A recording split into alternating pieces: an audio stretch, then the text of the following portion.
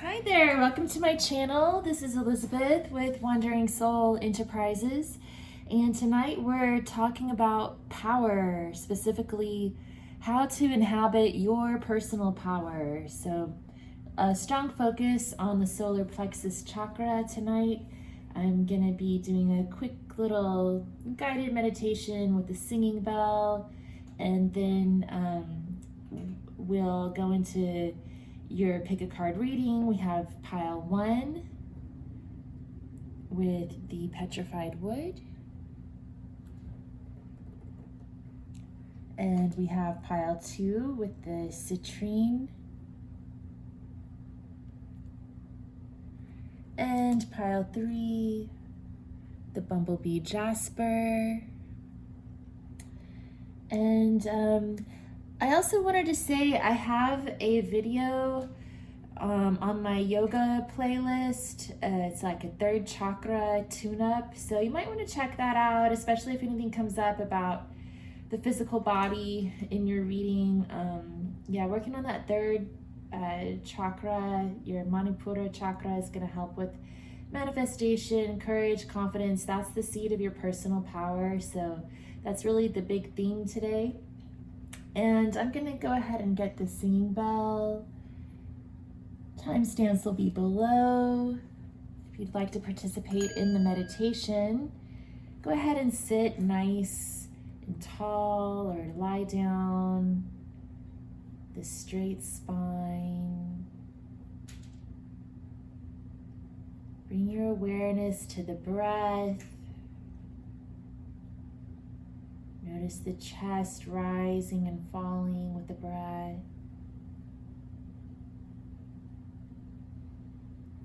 And then bringing your awareness to the place just below the rib cage, the solar plexus, Manipura chakra.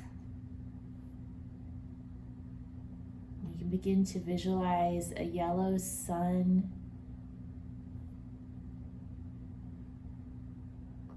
brighter with every breath.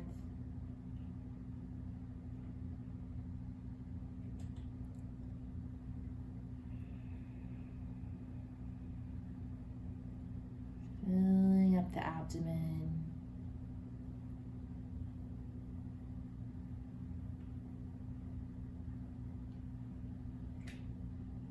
Continue coming back to the breath.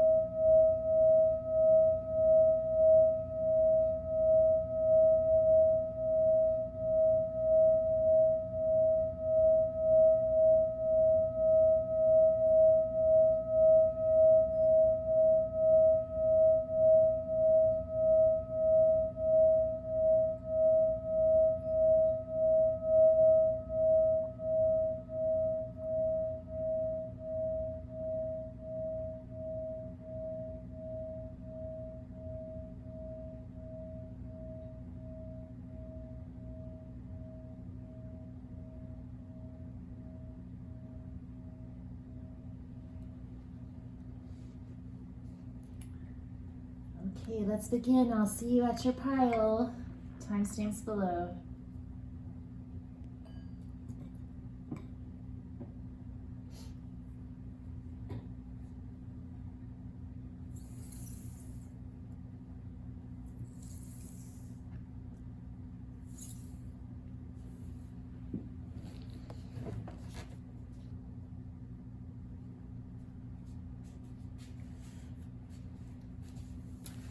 Hi there, group 1. Welcome to your reading. You chose the Petrified wood. So before the reading, I was meditating on the stones that I naturally felt drawn to, and Petrified wood is really interesting because it begins as a piece of wood and transforms into quartz chalcedony. I think that's what it usually turns into. You can read about it on the internet about how that works, but it just it reminds me of alchemy, that process of transformation, transmuting one material into something else. And then also reminds me of that connection to nature and to ancestors. It's ancient, you know, that this tree was probably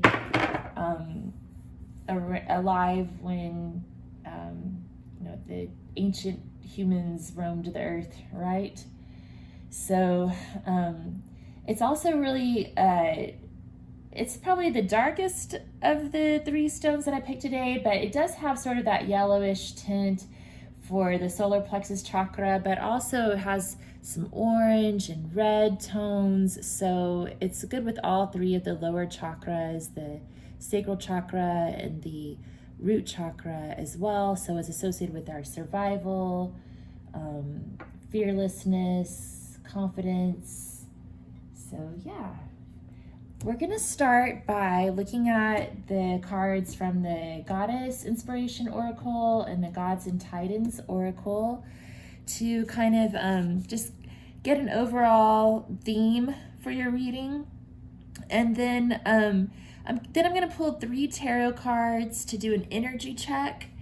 The energy that you're, based on your energy, what's passing, what your present energy is, what's coming next. And then we'll look at your strengths and talents, your weaknesses, what's holding you back.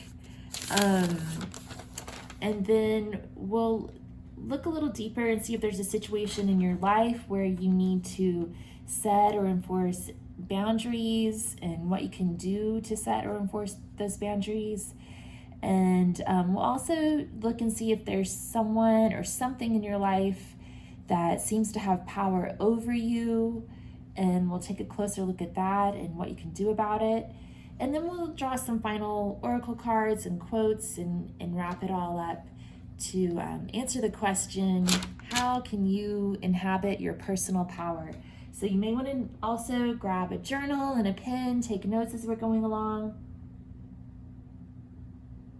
If you get any ideas, it might be a good prompt to get you to do some journaling on your own. So yeah, let's go ahead and get started.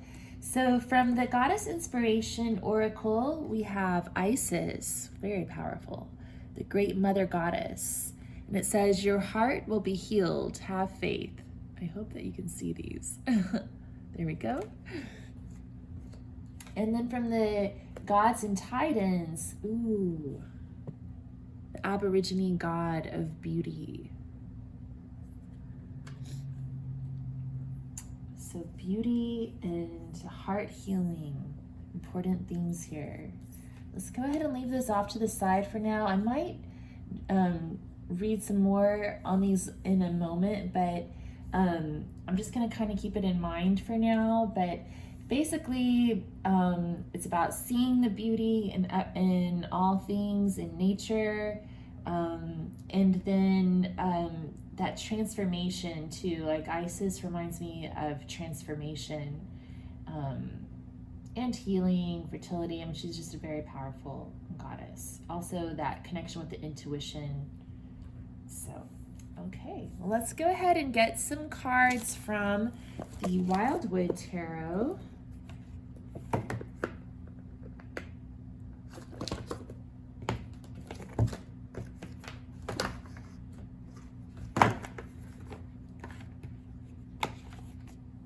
And we're going to start by asking, what's your current energy, Group 1? Let's tap into the current energy of Group 1.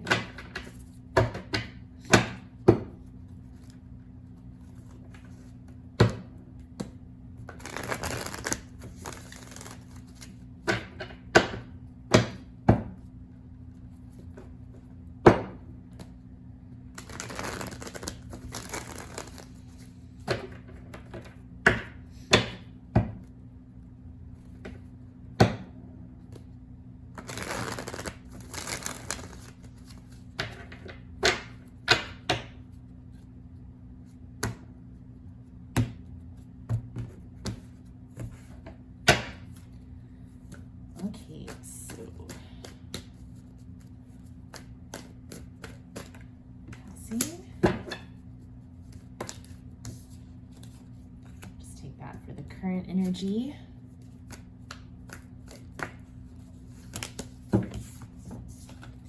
And then what's coming next for group 1?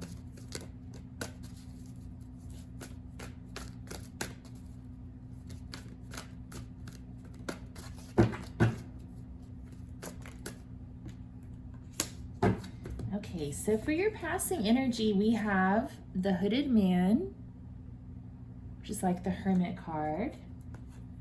Your current energy, we have the Moon on Water, card 18, that's the Moon card, which also reduces to a 9. And Queen of Bows, the Hare, that's a very powerful card too. And then we have the Queen of Stones, the Bear, the Hare and the Bear. Wow, so we have 2 queens and then 2 major arcana. So definitely a lot of motherly, queeny energy here going on. We've got the Mother Bear, we've got the Great Mother Goddess, we've got the God of Beauty, and then the Queen of Bows doesn't take it from anybody. You know, she'll smack you down, put you in your place, and so will the Queen of Stones, the Mama Bear. So the Hooded Man is telling me you're coming from a time where you've gone within to reflect, you've learned to rely on yourself, your independence, your wisdom. I get the feeling that you're very wise, group 1. And the Moon on Water again is about the intuition. We can see the Oryx horns here. And then you can also see that reflected here in the crown of Isis, as well as the moon. So that same symbolism is reoccurring here. And it's about, you know, we've got that egg under the water, fertility, very High Priestess vibes. The High Priestess isn't here, but I'm getting her vibe anyway. And so I feel like you've got a deep intuition, a deep knowledge and wisdom of yourself, and a lot of confidence, group 1. Queen of Bows and Queen of Stones, I mean, that's a lot of confidence and self-reliance. And yeah, I mean, the Queen of Stones and the Queen of Bows can both be really warm and friendly, but they also aren't afraid to stand their ground when they need to.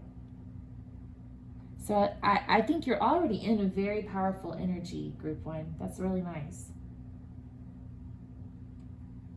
All right, well, let's get some more information. We're gonna look up your strengths and talents, what you're good at. Oh my gosh, okay. Interesting, okay.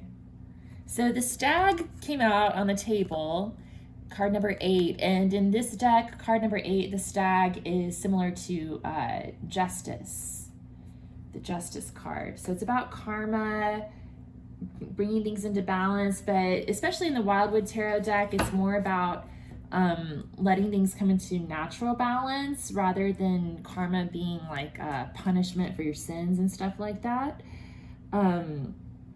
So I feel like you realize that actions have consequences, and you may be in a place of power where you get to make decisions about what's fair and just, what's right.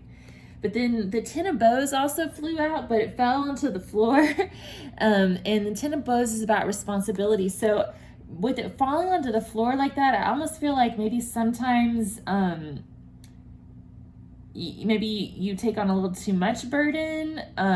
So I think that's kind of interesting. It's like a little weakness caveat flew out along with the strength card that we were pulling for you. So I think as far as your talents go, it's like being able to take a position of leadership, make decisions. And again, Ten of Bows is about taking responsibility, but maybe like the shadow side of that is that maybe you sometimes take on a little too much responsibility. That's kind of what I'm getting here. But we were also going to draw a separate card for your weakness. We can almost look at the Ten of Bows as that. But The positive side of Ten of Bows is that you do take responsibility for yourself. So there's good things about it, but you just have to kind of be careful to separate what you are responsible for versus others. So what's the weakness here? Is there some aspect of your life where you feel that you lack power?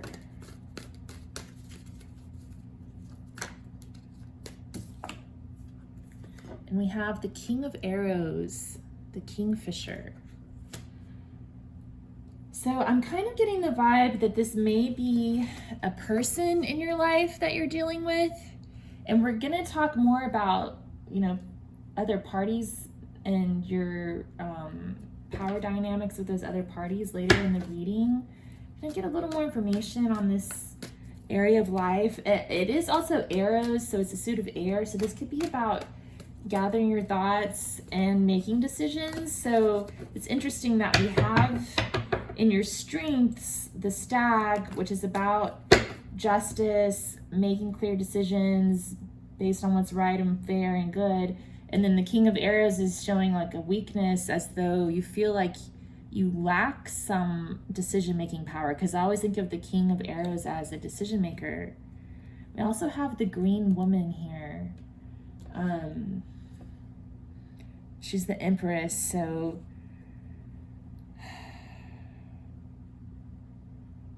that's really interesting too, because we're getting some really strong feminine energy for you, and then it's coming up as a weakness here. So I almost feel like maybe you're not really fully cognizant of your power,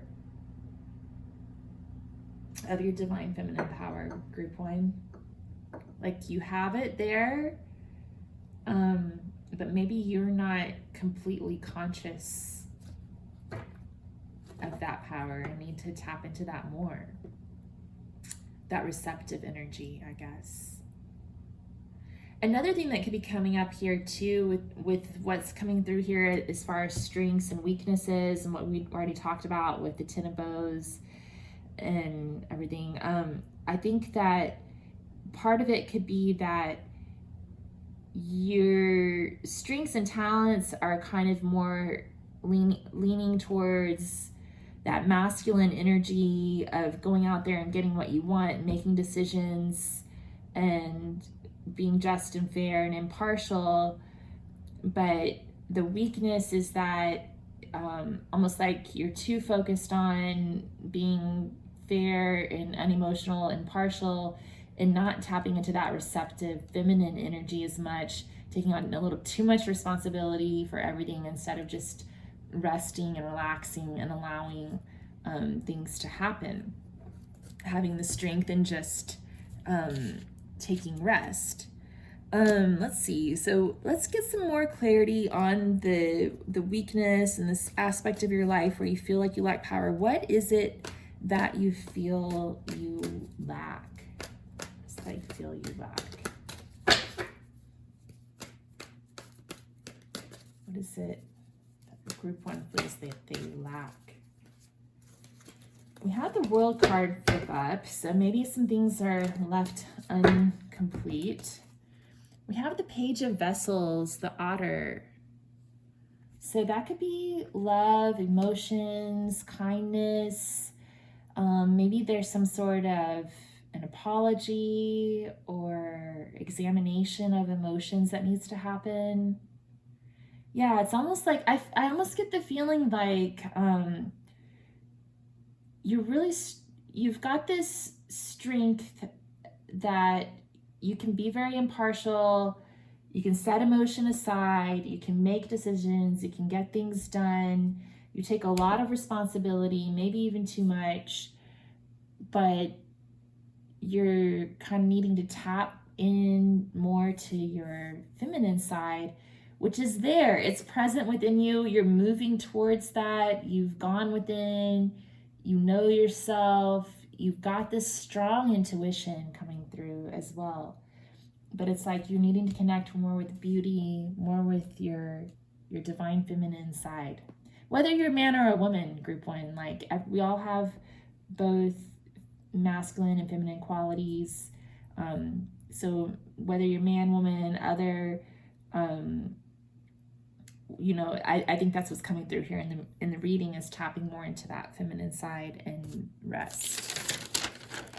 It could also be, we're talking a lot about the third chakra, Manipura, and Manipura rules the adrenal glands. And so when we're feeling really overworked and overwhelmed, our adrenals get taxed. So that's a third chakra issue.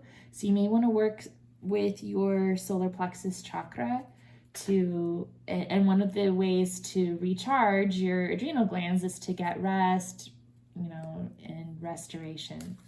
So that's something to keep in mind too.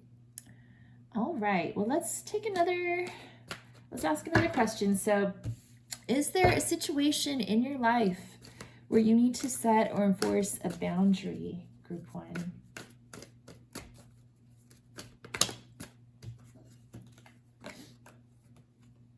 Okay, we have the Knight of Arrows, the hawk, and the Five of Arrows, frustration. So I feel like, there is some sort of conflict going on in your life. That Knight of Arrows could represent a person that you're dealing with, an air sign perhaps. It might be someone young, maybe with a quick wit and a sharp tongue, and they're causing some frustration in your life. In this frustration card, you see the archer aiming at the prey, and he's just shooting arrow after arrow and letting his emotions get the better of him, when you've got to keep a calm mind and a calm and steady hand when you're taking aim. Okay, let's see. So what's this Five of Arrows about? I just need a little more information before we move on to the next clarification on here. So we've got Three of Bows, fulfillment. So it tells me there's something that you've been trying to manifest that you're frustrated about. I feel like this the Knight of Arrows it could be you charging towards your goal and being restless about it and impatient. So it could be about needing more patience. But the Knight of Arrows could also be somebody else. We also have the Knight of Stones, the horse. So I think, but the dichotomy between the Knight of Stones and the Knight of Air is the Knight of Air is kind of impatient and moves really fast, whereas the Knight of Stones has a lot more patience, moves kind of frustratingly slow sometimes, but it's slow and steady wins the race. So I think there's something that you're trying to manifest and it's taking longer than you had hoped, and you're getting frustrated with that. But what's the need for the boundary about though? What kind of boundary is needed? What kind of boundary is needed? Ten of Vessels, happiness. Okay, I like this. I think it's just about kind of letting go of impatience and embracing patience and being content and happy with the present moment. I'm laughing because it's something that just kind of, we talk about all the time when we're talking about manifesting, you have to think of things as though they've already happened and, appreciate and have gratitude for what you're manifesting. But the thing is, I guess I recently realized, okay, I'm spending a lot of time in this energy where I'm impatient, I'm longing for what I'm trying to manifest next. I'm always thinking about that. And the other day it just kind of hit me. I started counting my blessings and thinking, oh, you know what? A lot of the things that I wanted to manifest actually did happen. They just didn't quite happen the way I had thought they would, or I didn't quite feel the same way about them when I got them that I thought I would. And so this Ten of Vessels, happiness, is about staying in the present moment and finding happiness in the present moment, and just being appreciative of what you've actually got right now. because what you have right now was something that you once longed for. Okay, so what can we do to set and enforce this boundary? I almost feel like it's a boundary within yourself. But let's get more information. Okay, so we've got balance, temperance. That's, of course, really important. Balancing between action and rest, I think, is a big theme for you, group 1. But what about with other people? Are there any boundaries that we need to set with other people for group 1? Okay, we've got the 2 of Vessels, attraction. So it's about partnerships, but healthy partnerships.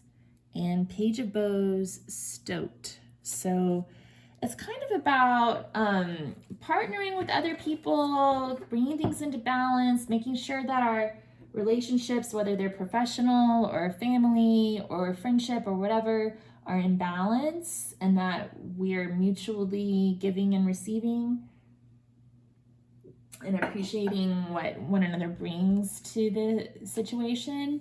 And then the Page of Bows is kind of about having more lighthearted energy and just appreciating other people for who they are rather than expecting them to be a certain way. Okay. And so that can go both ways. So it may be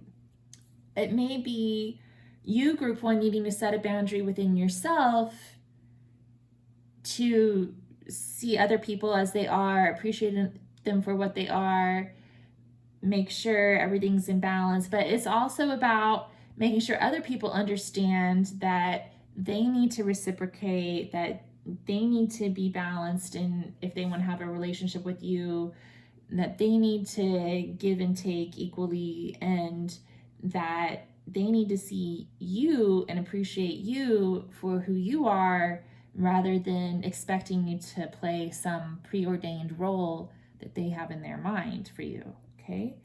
So I think that's maybe what the boundary is about here. All right. Okay, so is there someone or something in your life that seems to have power over you?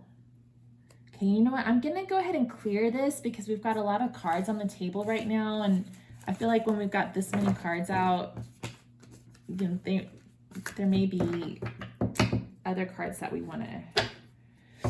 There may be some cards that want to come out again for this next part of the reading, so I'm going to shuffle them back in.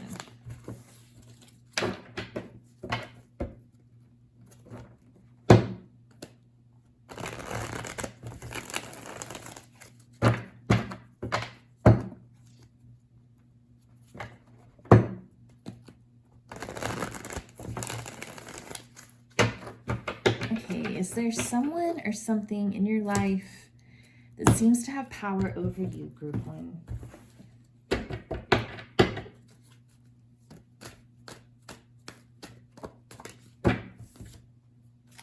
Okay, we have the 9 of Vessels, generosity. Get some more information, clarification.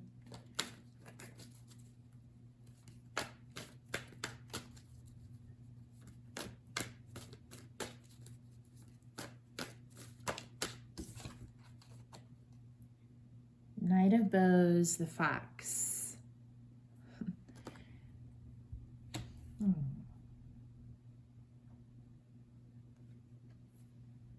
So Knight of Bows could be a fire sign. So Leo, Sagittarius, or Aries. The Knight of Bows often has like a player type of energy, very seductive, and the Fox is very cunning, can be wily, tricky, also very smart, intelligent. And 9 of Vessels is about generosity and also about contentment. So what does that mean? If there's someone or something that has power over you, how does this Knight of Bows have power over group 1?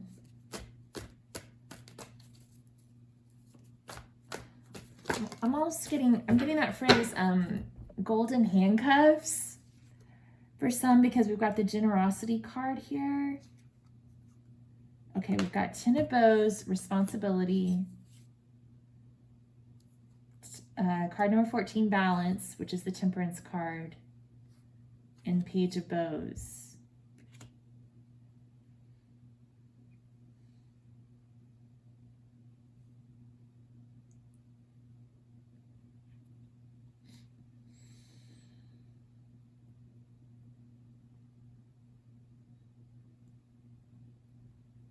So it could be that you're a very passionate person, maybe even like physical passion is something that is sort of an addiction for you. There could be a need to stop drinking or to bring addictions to substances under control with the temperance card. The 9 of Cups can sometimes be about overindulgence as well. So maybe like everything in moderation, including moderation type of vibe here. But I also think we've got 10 of Bows, responsibility, Page of Bows, stowed, and in between we've got balance. So maybe it's also balancing out your responsibilities with the things that bring you passion and joy. So I feel like maybe what has power over you is all these bows on your back, kind of weighing you down and kind of standing in the way of the things that you enjoy. But then you've also got some temptations that distract you from your responsibilities, and so you're trying to find the right balance there. Okay, let's see. Let's look at what threats does this person or situation or thing that has power over you, what's threatening about it to you? We've got the Ace of Stones and the King of Stones, the Wolf. So yeah, that's got some golden handcuff energy on it. It's like, whatever this is, it could be a job, some sort of work situation, some person in your life, like a father figure or husband figure, or somebody who's holding the purse strings here. Kind of like dangling a carrot in front of you, right? So that's the threat. It's about financial abundance and someone else having control over that. What do you admire about this person? Or yeah, I'm thinking it's a person who's got kind of control over the financial situation. What do you admire about them?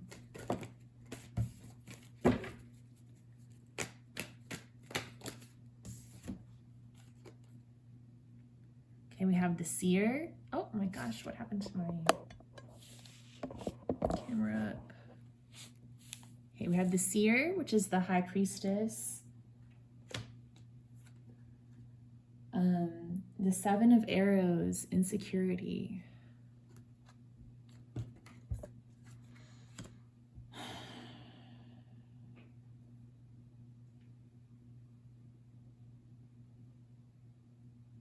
That's interesting, because I kept saying, I feel like you've got a really strong intuition. We were seeing the moon, we saw Isis, kind of High Priestess imagery. And now we have the Seer coming out. So I feel like whoever this person is, or this job or whatever, it's you see them as powerful and kind of all-knowing, but they keep things close to their chest. They're keeping secrets, and you admire their wisdom, their intuition, their ability to make things happen, their power, but you're also kind of feeling insecure about that and kept in the dark. So it's like, I'm trying to find out what you admire about them, but I feel like with this 7 of Arrows coming out, it's like you don't want to admit that you admire anything about this person right now. That kind of gives me that vibe. I've been there before too. It's kind of hard. It's kind of hard to admire somebody when they're making your life miserable, right? But that's the thing. When we feel like someone's got power over us, it's important for us to realize that there's something about them that we admire.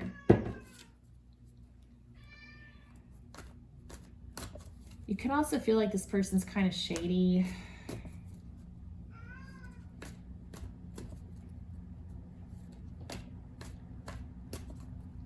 They're able to wield control over people at like a telepathic, instinctive level or something like that. You don't know how they do it. They have this mysterious way about it. Okay, what's the learning opportunity here in this situation? Okay, we have the sun. So the sun shines a light on that 7 of arrows, any insecurities, all that, those secrets that we're talking about. Like, there's an opportunity for you to learn the truth here. And then we also have the journey, which is again about transformation, that alchemy, like we were talking about with the petrified wood. It's the death card. So there's definitely an opportunity here to tap into your inner power, your inner truth. And the sun is also the solar plexus.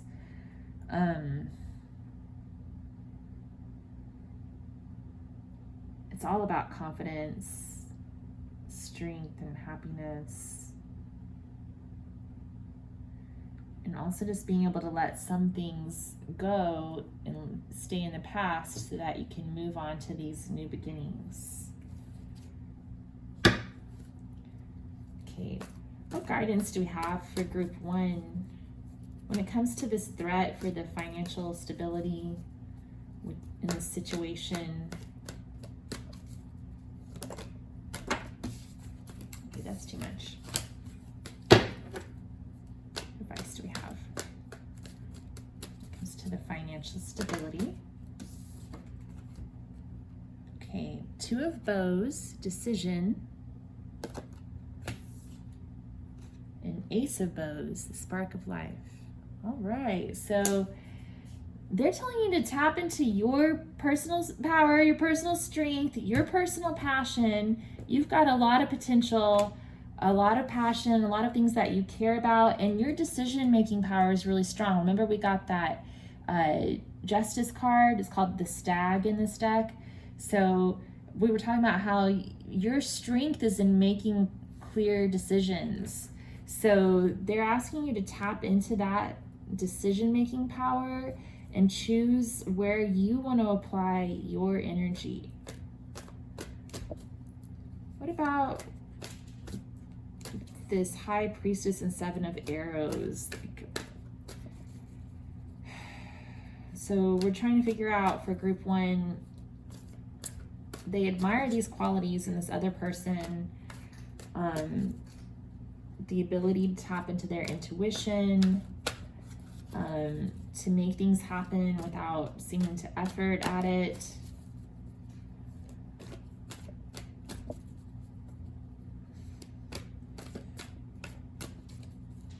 What's the guidance here for our group 1? I feel like there's also some jealousy here and insecurity.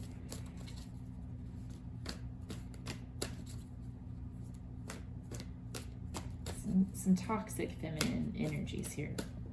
What do we do about that? Wow, the green woman came out. Remember that came out in the beginning as a weakness, and we were talking about how that's something that maybe you need to lean into more. So I'm gonna read from the book about that. And it's interesting too because the green woman also appears on the 7 of arrows card, but she's in her toxic energy here, that insecurity. That's one of those toxic feminine traits. So the green woman is about letting go of jealousy, letting go of insecurity.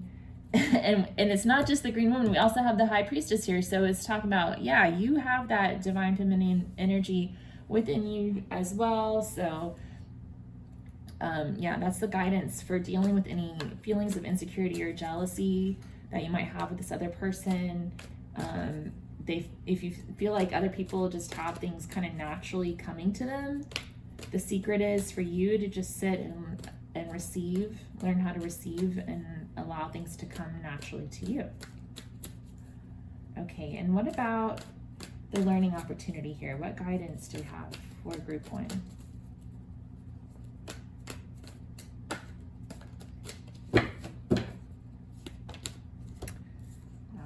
Some intense energy coming through. We've got the Guardian. So that's like the devil energy from this deck. It's about confronting your fears, tapping into your inner courage. The Sun, the Death card, and the Devil card. Wow. It's just about being fearless and confident and knowing that scary, bad things can happen sometimes, but you've got to find that inner strength within you to just face those things and have the confidence to know that they can't hurt you. A lot of the times the Guardian is really there just to show yourself your own shadow side and to be able to dissolve that with confidence and love. So let me pull I'm gonna read from the book about the green woman, since she came out twice. I think she's got something she wants to say.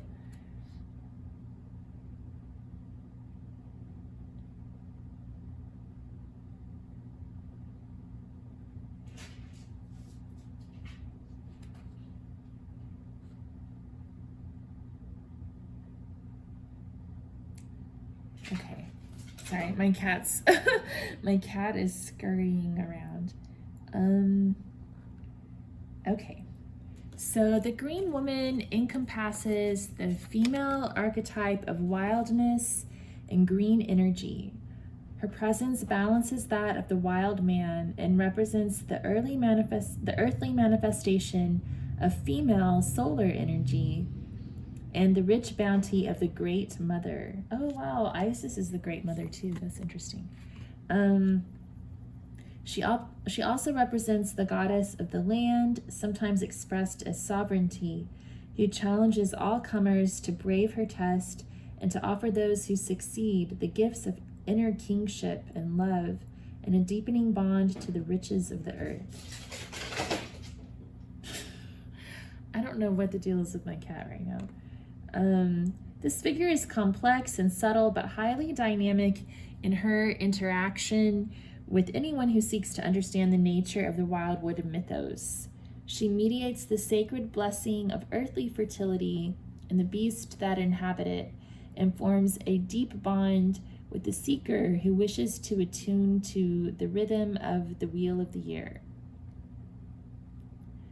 Appearing at a time of rich nurturing and protection, of learning and initiation, when loving and fertile relationships, both human and universal, abound, the green woman mediates the sacred sovereignty of the earth's soul and can show the path to understanding and communion with nature. But with this blessing comes responsibility. Remember that this glorious, magnanimous, and generous spirit can live through you, radiated by the sacred breath of life, and given to others who need guidance and healing. Learn from the abundant and joyous spirit of the earth and be at one with the world and your true self. Okay. And I'm going to go back and read a little bit about Isis, since she came out as a major theme. So Isis is about healing, magic, and power. It actually says that in the book, power.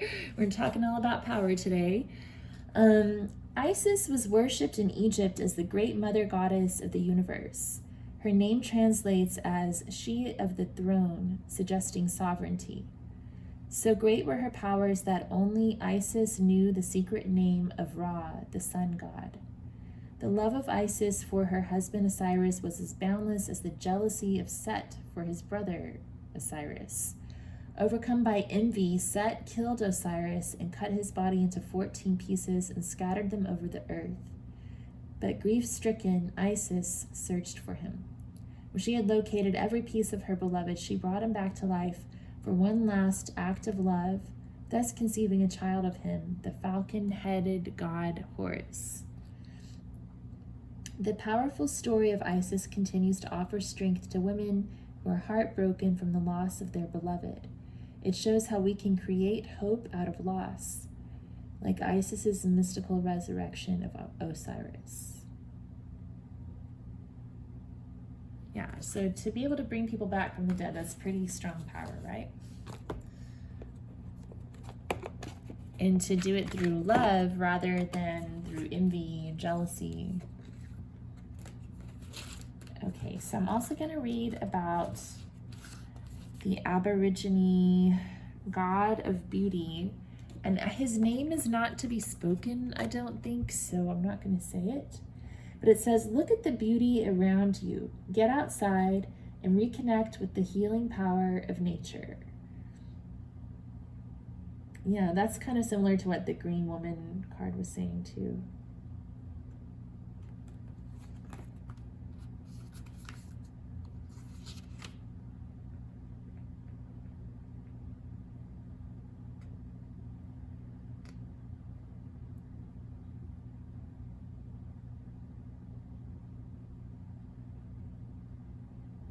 Let's see. It's interesting because, let's see. He came down from the sky and created everything from the stunning rivers to the trees and the medicine plants. Every unique animal and bird he created was beautiful and perfect.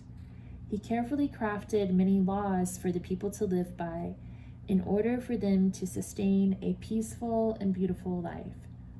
He placed these guidelines in the lore stones for the elders to keep. When he completed his work, he returned to the sky from whence he came. And humans saw what he made. It was full of splendor, and they were grateful. Beauty sometimes does not need to be spoken about, just witnessed with our heads and our hearts. This God bypasses the normal ways of communicating and speaks straight from his heart to ours. It's time to pause a little to appreciate the beauty that surrounds you, even if you don't want to or can't immediately recognize it because you're busy or not feeling connected with the world around you. Obey the laws of good custodianship and maintain our duty to care for our land. Beauty is everywhere in nature, should we open ourselves to it. So there's a lot of messages there about connecting with nature, appreciating beauty, appreciation versus expectations. Yeah, and not being jealous, not being fearful. Okay, let's get a couple of final oracle cards to close out your reading. Let me get a card from the Practical Witches spell deck just to see what comes through here.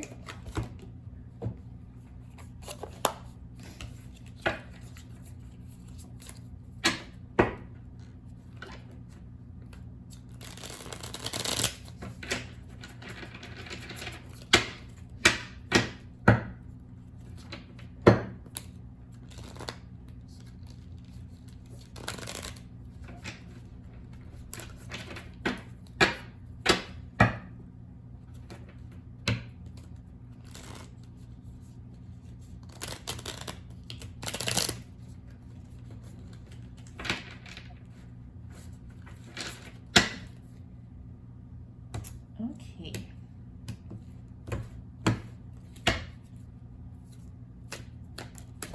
That flew out.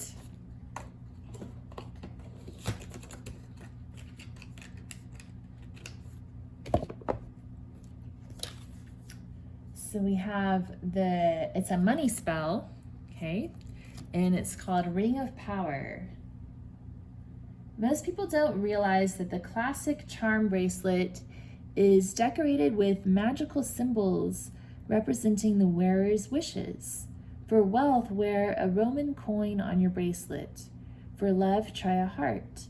For protection, a pure silver ring worn on the right pinky has the greatest magical power, especially when engraved with your birth sign or astrological glyph and the sacred pentagram. To instill the ring with protective power, clasp it over your heart and call out, "Ring of power, shield and encircle me. Blessed be." Oh, cool. A ring of power. It's definitely about power. It just now dawned on me the spell actually is a power spell. Okay, let's see. Oh, there was some other stuff I was gonna pull. I have so many things I wanted to pull out here. Okay.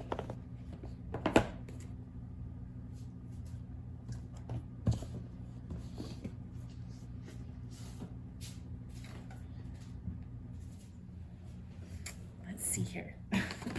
Sorry for the slowness here. Get everything together.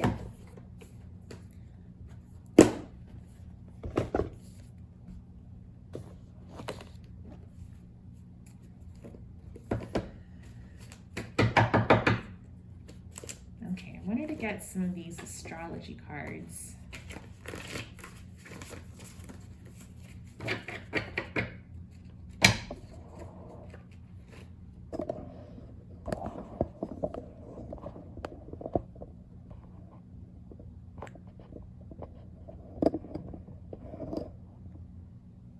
Sorry about that. I need a better tripod. This Walmart one doesn't do the best. Okay.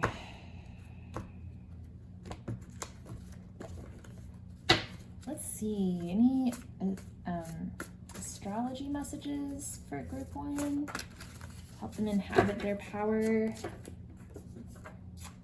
Planets and asteroids, okay. So check where your planets are. Anything else? In the 4th house, subterranean. Okay, so you might look at your chart and see what's happening in your 4th house, what planets and asteroids are there in your birth chart, and what planets and asteroids are there right now. And that 4th house is about your home life, your private life. It could be related to your parents, your ancestors. We were talking about ancestors earlier, so that's something to kind of look at. And then let's get a yogic path card.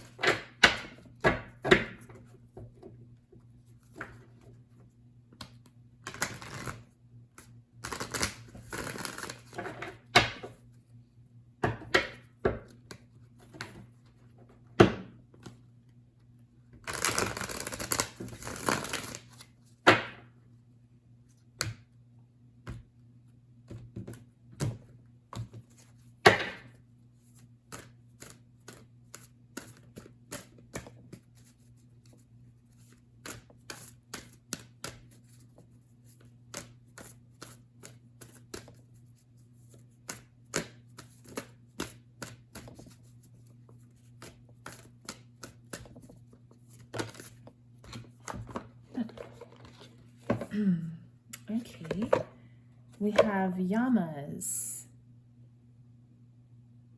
So that's about paying attention to the things that we need to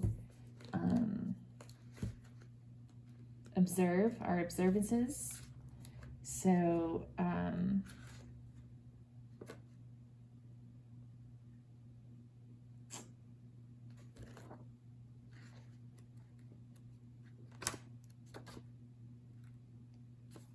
So this is about kindness, compassion, and generosity.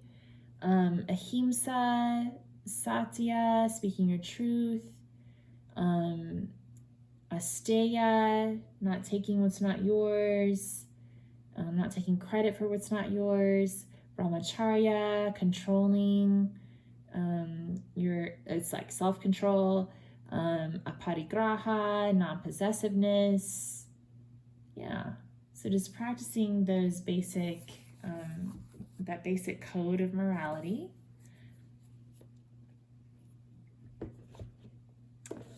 And then I'm going to get a green oracle.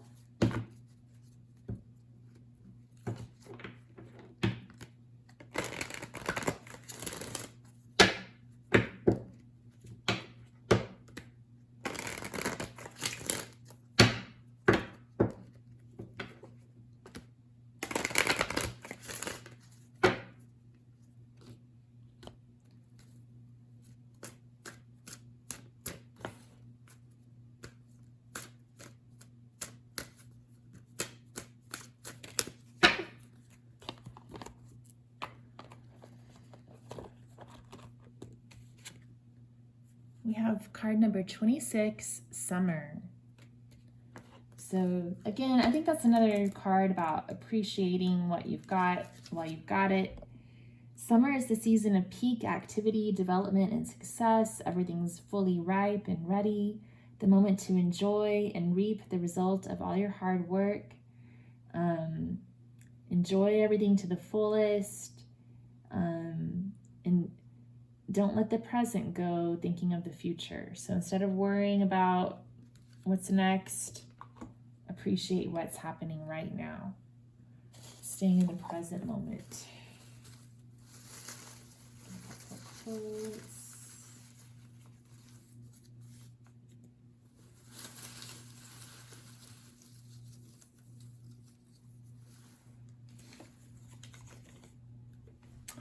Okay, we have a quote from Ayn Rand, and it says, "The man who is proudly certain of his own value will want the highest type of woman he can find.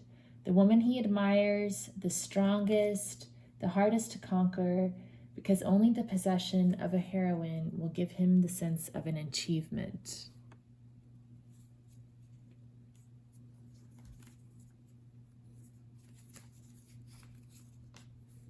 And then we have Tony Robbins, and it says, "The only way a relationship will last is if you see your relationship as a place you go to give, not a place you go to take."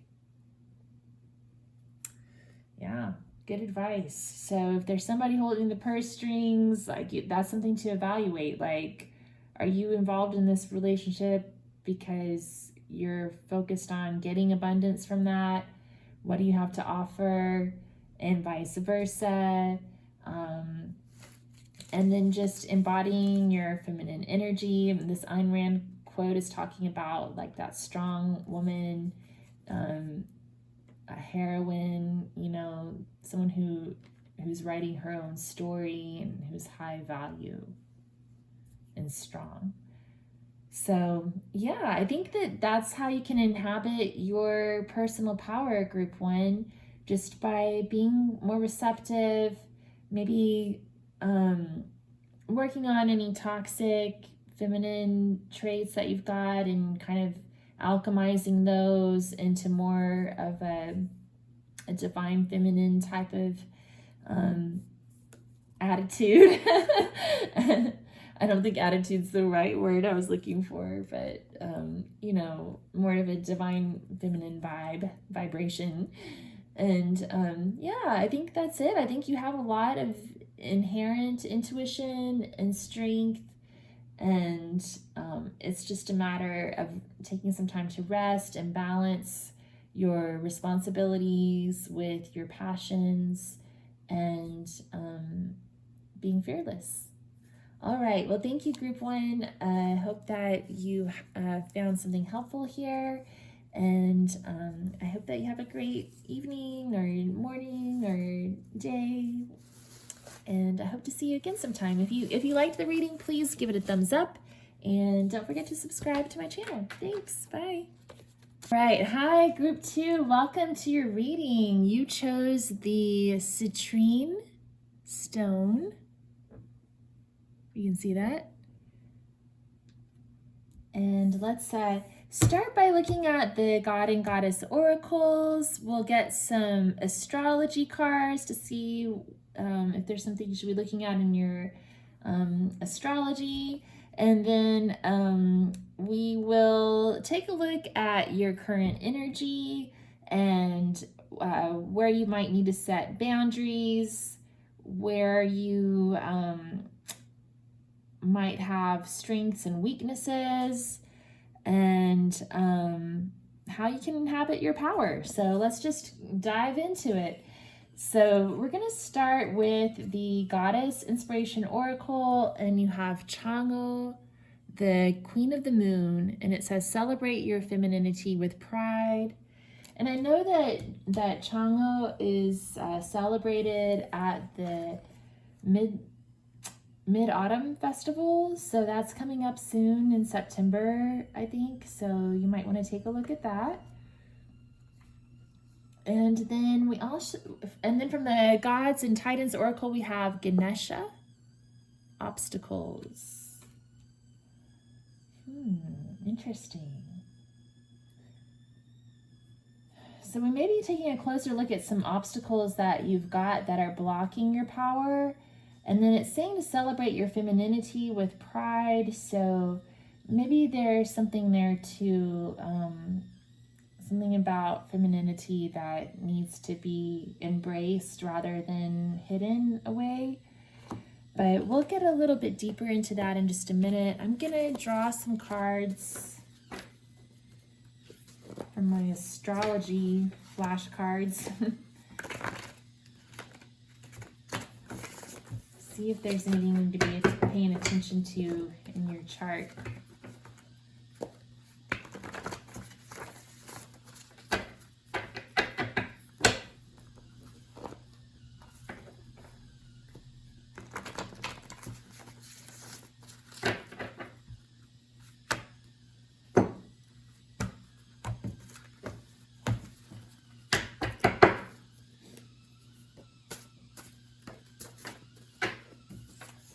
Okay, we have Pisces.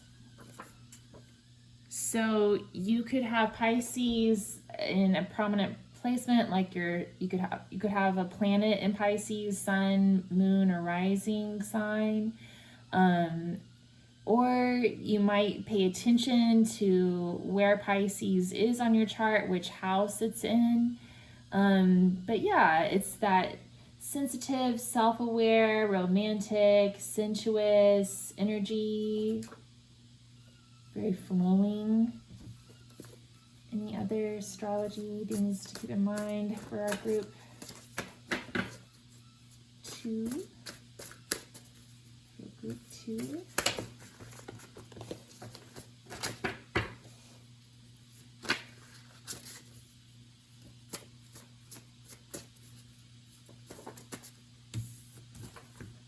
And we have Virgo.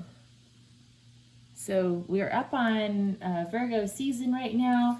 Actually, I was just thinking about Pisces. We just had a full moon in Pisces recently. And then we're going to have a new moon in Virgo coming up in a couple of weeks. Okay. Pisces and Virgo. They're both mutable signs. Yeah, this might mean something to you. Take it if it resonates. We'll see how it ties in as we move along. Let's see, for you, group 2, I was going to use, I think I'm going to go with the Medieval Scapini Tarot for you guys.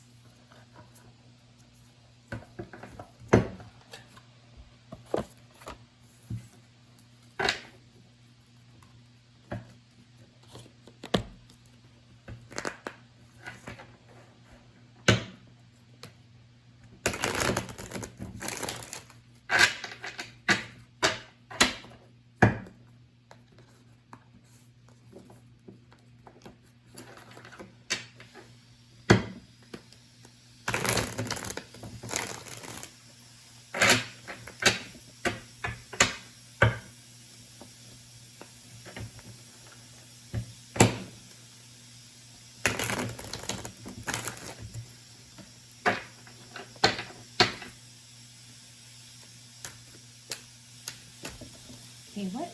Oh, let me get my tea real quick. Hold on a sec.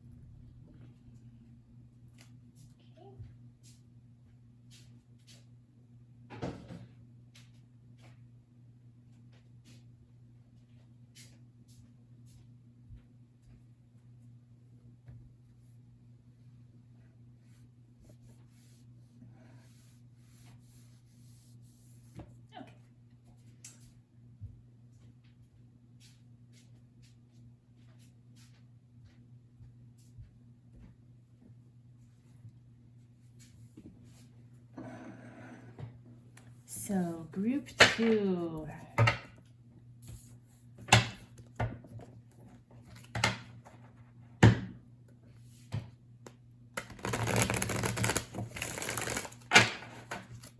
Let's check in on your current energy.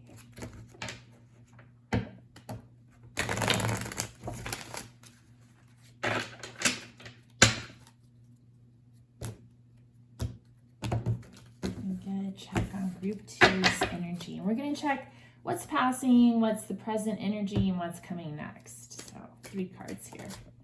Passing.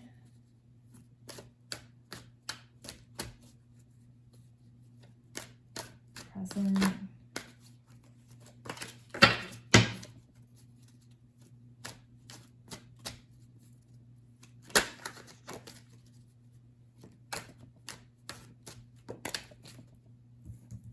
And what's coming next?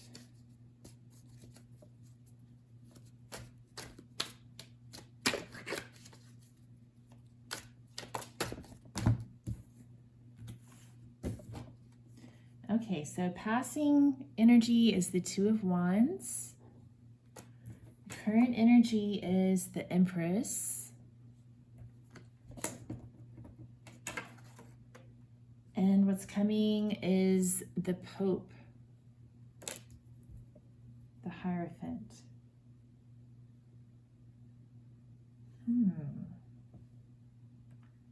So I feel like with the 2 of Wands, it can be about a crossroads, and I'm wondering if you made a decision and now the Empress could represent like a wife, so like a marriage, especially with the Pope being here too.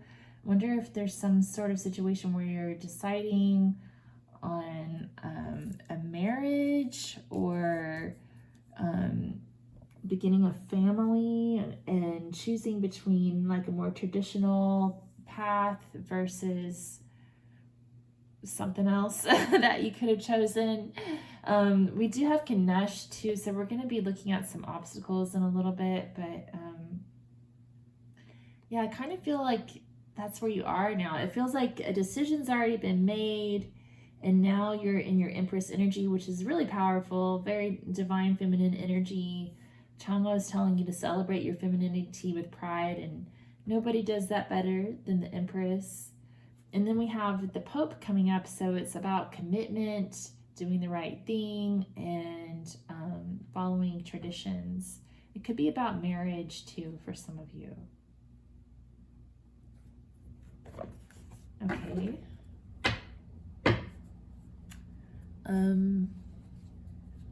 What's the next thing we're gonna ask? I have this whole list here.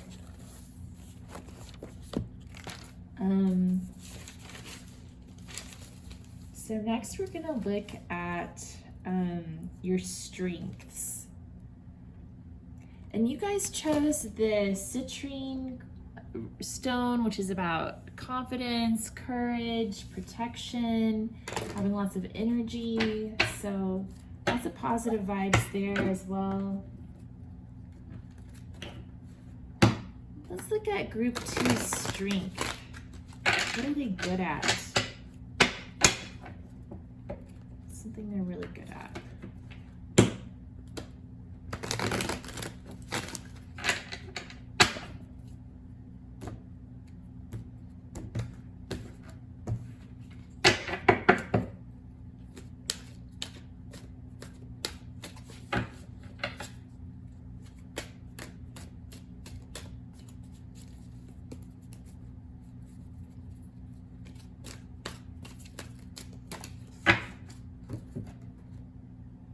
We've got the Knight of Swords. So I feel like you're good at getting things done quickly, making quick decisions, communicating well.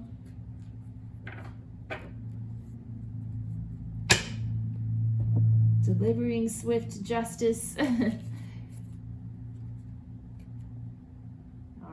What about, okay, I was gonna ask what about group 2's weaknesses, or where is it that you might feel that you have a lack of power? And we had a few things that just kind of flew out, so I'm gonna go with it. We've got the Queen of Swords, the Seven of Wands, and we have card number 11, Force, which is the Strength card. So yeah, I feel like there's a lot of competition in your life, and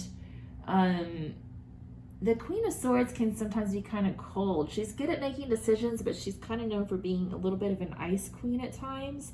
And so with the Force card coming up as well, I think that's maybe the challenge that you're facing is learning how to use more tact and diplomacy in certain situations and choosing your battles, and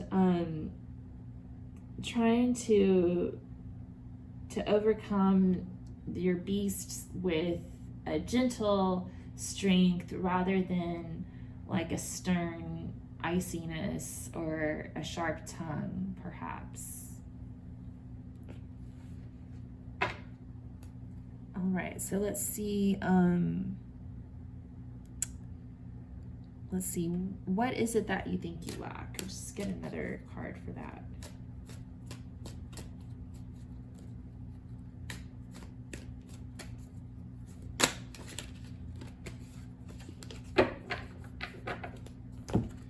We've got the Eight of Cups, which I'm going to say that's just about knowing when to walk away from a situation, perhaps. So, or maybe there's something that, a situation that walked away from you, sometimes that can happen. So you might feel like someone or something has walked away from you, or that you're having a hard time walking away from a certain situation. Maybe you're kind of plugged in to some sort of competitive situation.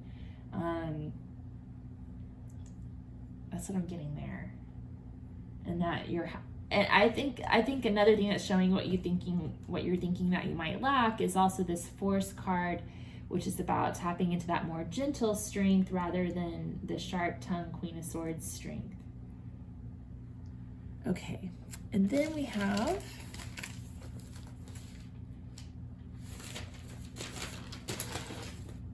is there a situation in your life where you need to set or enforce a boundary?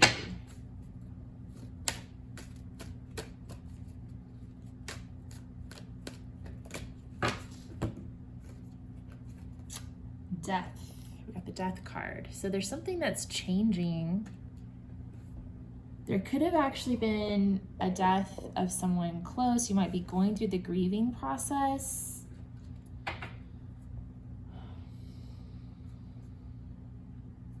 What is this about?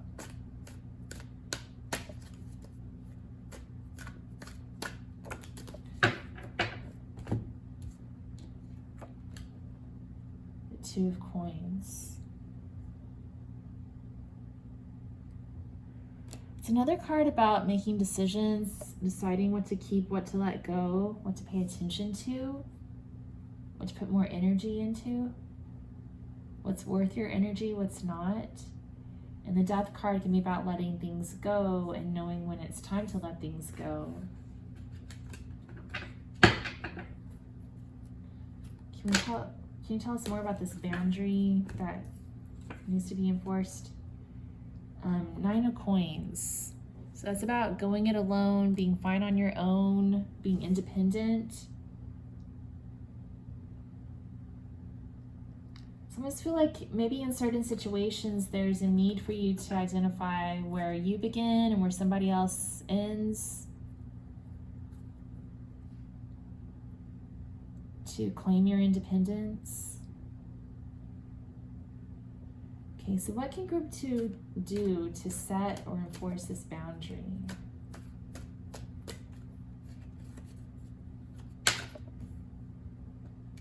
We have the Ace of Swords, so speaking your truth, communicating clearly. And it sounds like that's something you do have the capacity to do. The Ace of Swords can also be about making decisions, and it looks like, you know, it looks like you're good at making decisions. You are quick with your words, you know what to say, you're fast, you can come up with what you need to. So yeah, I think speaking your truth is really important, being honest. What else can group 2 do to set or enforce this boundary?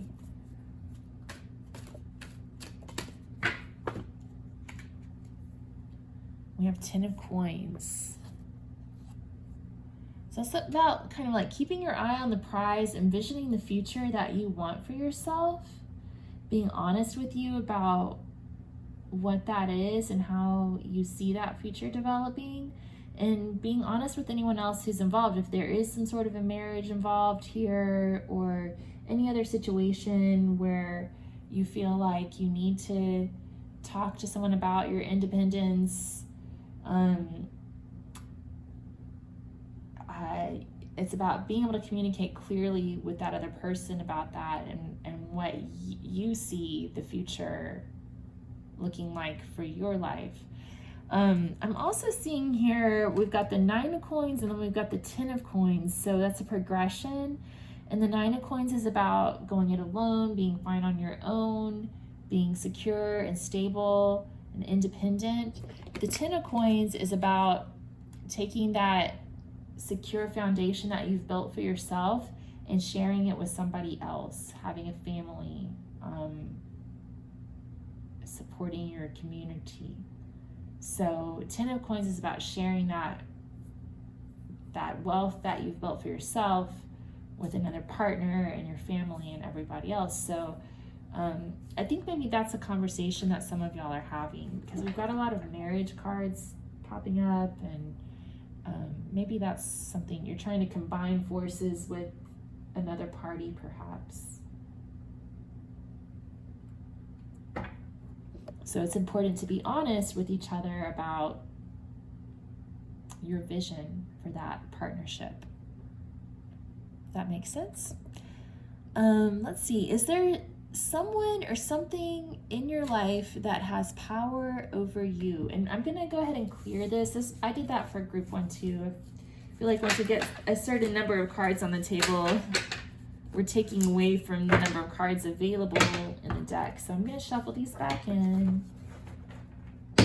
And the next question we're gonna ask is there someone or something in your life that seems to have power over you? And we're gonna get some clarification and guidance on that. I'm already sensing for some of you, there's some sort of a marriage partner, or it could be a business partner that you're trying to merge with.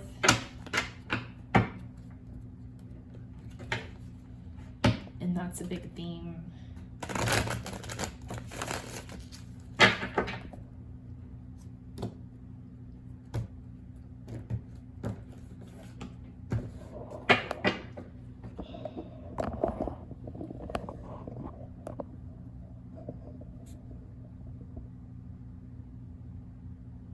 Okay.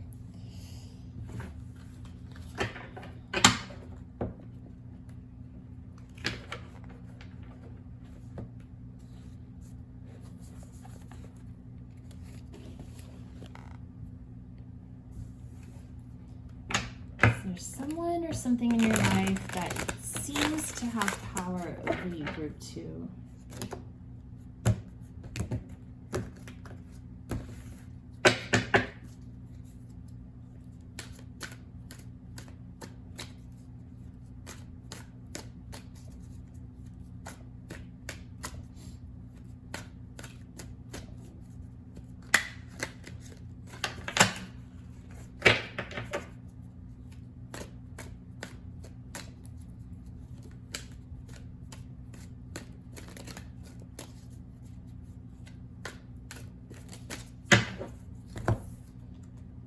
Ooh, the King of Wands. So this could be a fire sign, Leo, Aries, Sagittarius. It could be a man. It doesn't have to be, but definitely could be.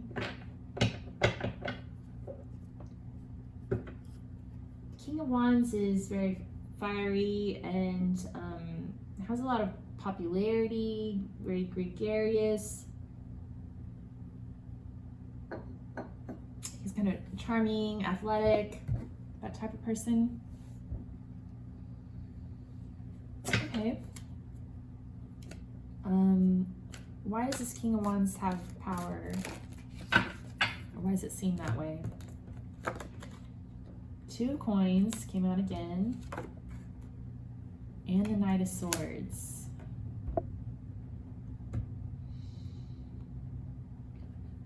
So again, I feel like now what the cards are showing me is like there's this other person involved here. Maybe it's this potential partner that you're thinking about merging with. It could be romantic or business or whatever. It could be a family deal or a friendship as well. But it's like, and now I'm seeing that this other person also has some decision-making power in what's happening here, and so they have some bargaining power in the situation. But you do as well, group 2. I mean, it was pretty clear that you've got that bargaining power too, and you've got a decision to make as well. Okay, so let's look a little bit closer at this King of Wands and see how, well, we've already seen that he has some bargaining power in the situation, but what's the threat here? What threat does he bring to you, group 2? 3 of Swords. Oof. Yeah, he's got this potential to betray you, to break your heart.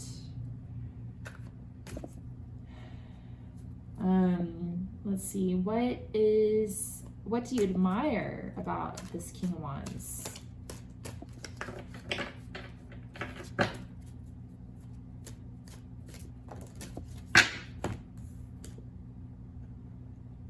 We've got the Chariot. So the Chariot is an ability to move forward and succeed. Excuse me. Despite challenges, to get around obstacles. So Ganesh came out again. So we're gonna have to look at Ganesh, because the Chariot can also talk about overcoming obstacles. So maybe this King of Wands has a way of being able to get around obstacles or break down obstacles that you've admired.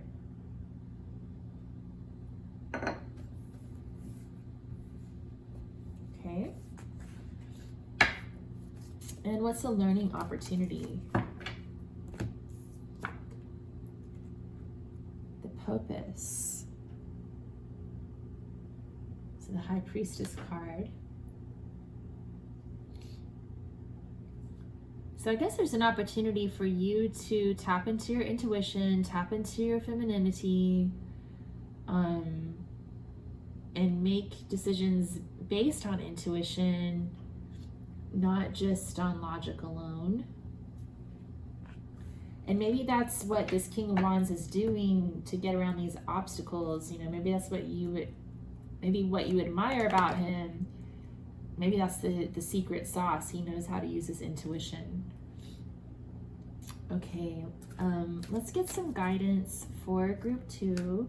What do we do about this threat, the 3 of Swords? Got the 2 of Wands.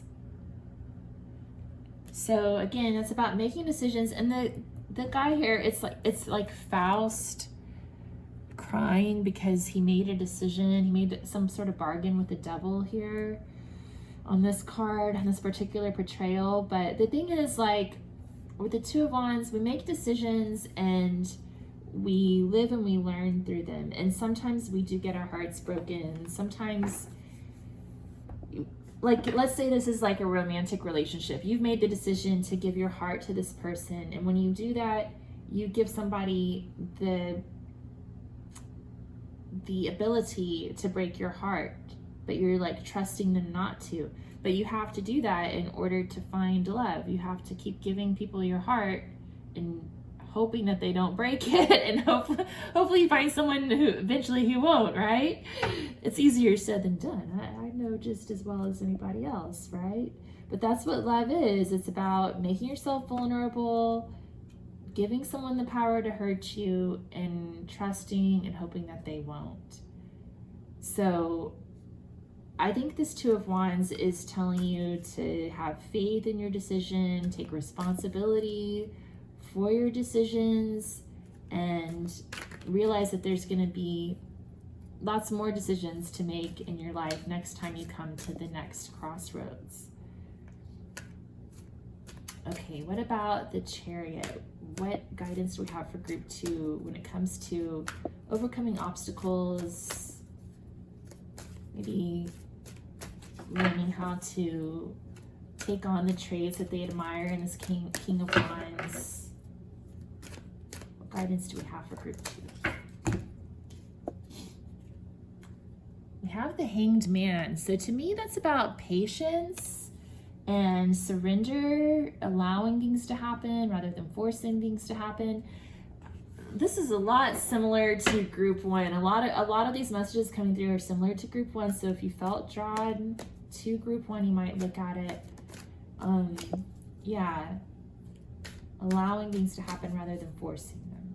That's how the Chariot works. Like, he's not really like forcing the horses. He's not whipping them or anything. He's using a magic wand to control these horses through his will, and just basically setting intentions and allowing things to happen naturally. Okay, and then to clarify the Popus, we have the Hermit card. So going within, seeking your inner wisdom. Both the High Priestess and the Hermit are about quieting the mind, spending some time alone, clearing your thoughts, and listening to your inner wisdom and intuition.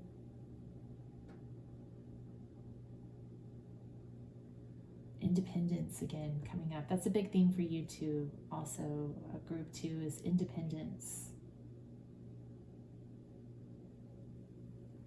So what are these obstacles? Why do we have Ganesh here? Lots of obstacles, really? I'm just kidding. Let's just get like one card maybe to talk about the obstacles.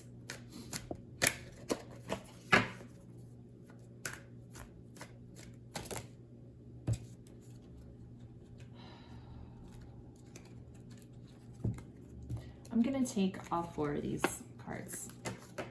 Okay, so we have the 5 of Swords, a conflict,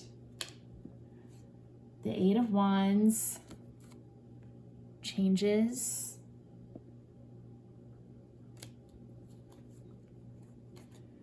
Seven of Swords, that can be illusions, deception, and Justice. Whew. Okay, wow. Yeah, I feel like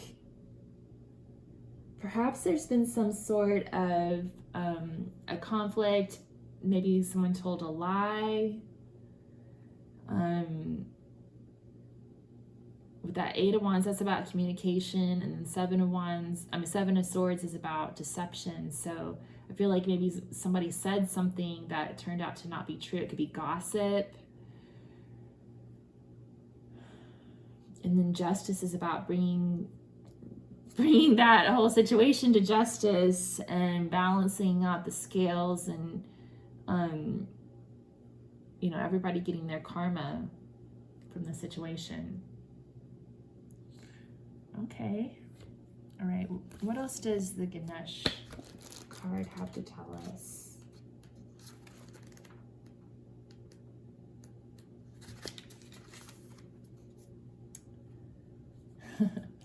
Okay, it says obstacles are removed or placed for good reason. Invite in a drama-free life. Yeah, these cards are all about drama too. So there's some sort of drama going on here.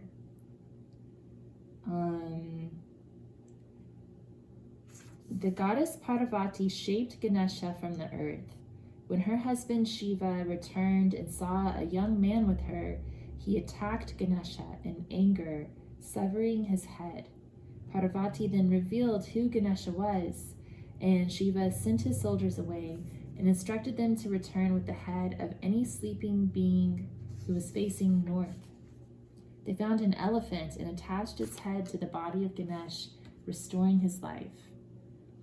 Shiva declared that from then on, Ganesh would always be loved by the community. People invoke his name as a blessing prior to the beginning of a major undertaking, like moving, trying out for something, and starting new projects of all kinds.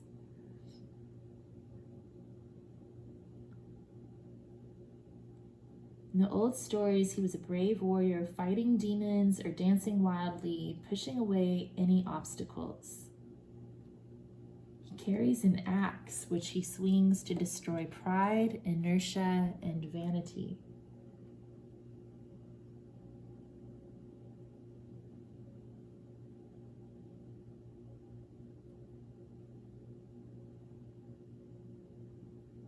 Ganesh not only takes away obstacles, but places them too. Sometimes we make our own dramas and our own obstacles. We can focus too much on perceived blocks we think are there, and we let those perceived problems stop us instead of diving in and getting the work done. Okay. And we also have Chang'o.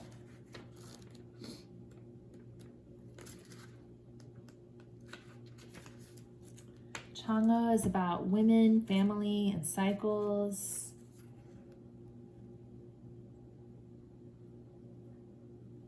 In September at the Mid-Autumn Festival, they celebrate women, feature family reunions, admire the moon's luminescent brilliance, and have moon cakes. Oh, okay.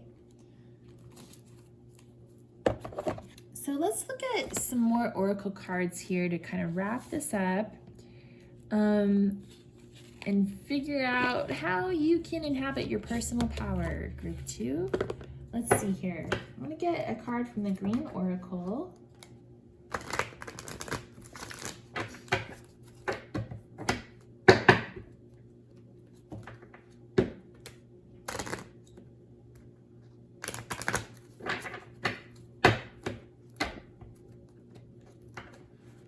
Pisces and Virgo that came out. So I'm wondering if they're also saying to sort of tap into your softer emotions.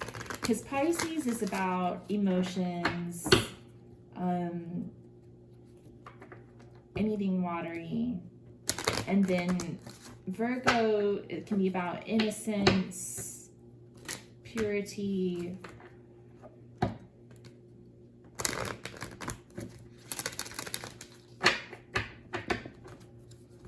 I feel like that's an important theme here too. Independence again. Yeah.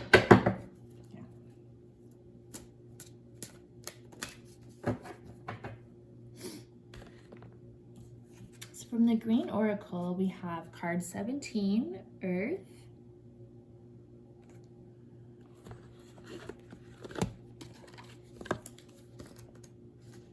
read from the guidebook real quick on this.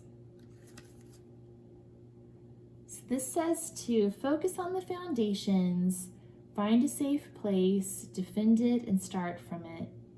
And there's no place like home. Focus on reality and physical presence. Just kind of building those basic foundations. We were talking earlier about that need to, if you're partnering with someone on a new business merger or a marriage or something like that, needing to move from the wealth you've built for yourself to the wealth that you're going to be sharing with this other party. So starting with that strong foundation within yourself is really important. Let's get a card from the yogic path.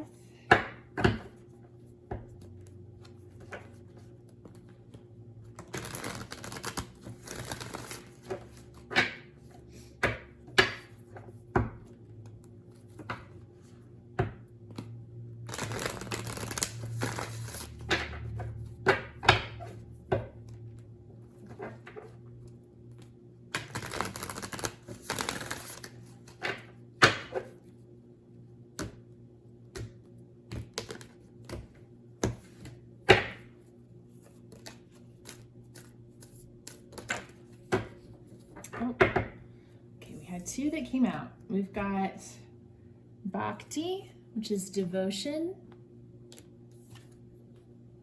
and Tejas, which I forgot what Tejas means. I always forget what that card means. What is Tejas?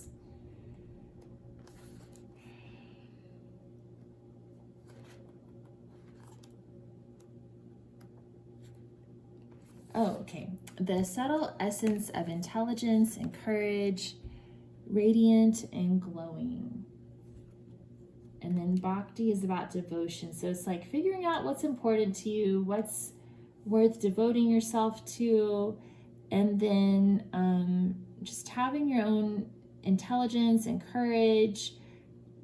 Your radiant glow reflects your passion within. You're on this planet for a reason. You're committed to your higher purpose. So find a higher purpose and commit yourself to following that, using your intelligence and courage. Okay, cool. Anything else that group 2 needs to know to help inhabit their personal power?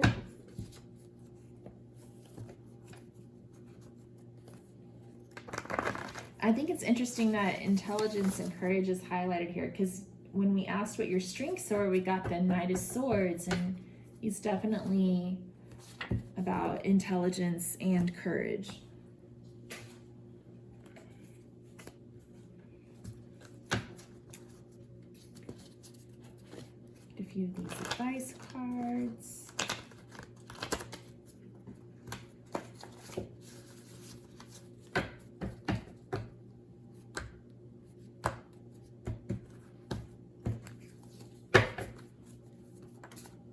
We've got delegate, exercise, instruction, and enjoy the harvest. Oh yeah, I like that, because with Ganesh and Chango, I kind of associate both of them with like eating sweets and stuff like that. Exercise, of course, is always healthy, good way to burn off energy. Delegating is a good way to get more done if there's other people who need to be taking responsibility for certain things. Maybe that's one of those things that King of Wands does to help overcome obstacles.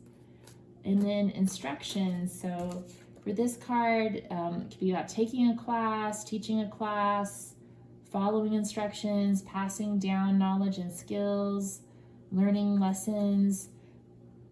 So it could be, you know, if there's a person in your life who seems to have power over you, maybe part of the message here is to learn from that person.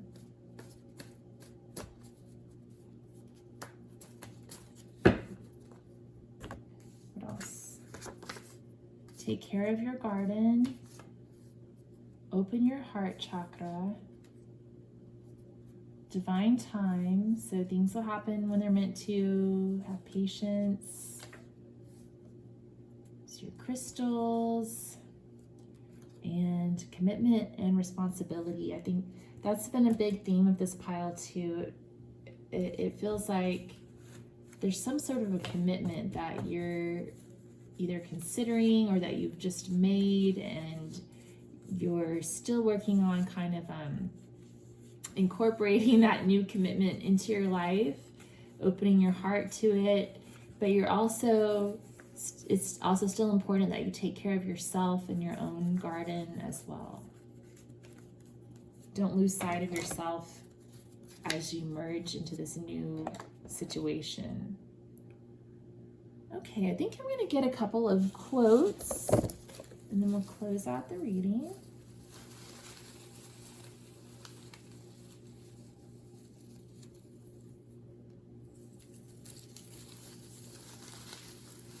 How can group 2 inhabit their power?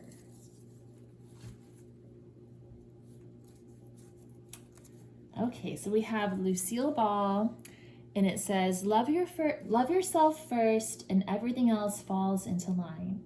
You really have to love yourself to get anything done in this world.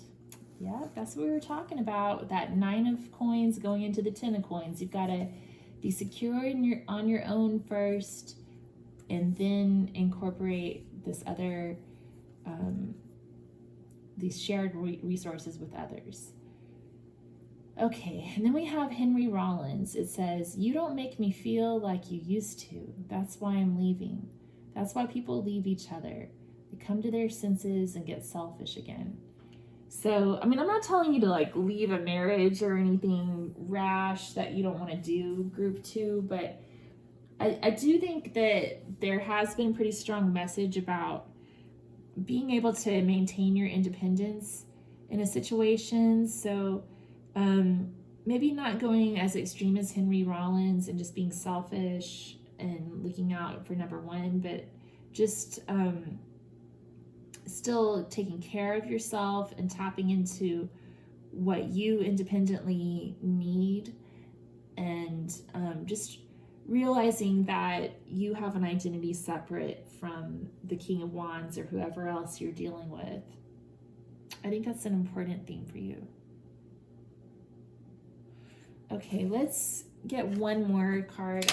I was thinking about doing this, so let's just do it. Okay, let me get one of these practical witches spell deck cards.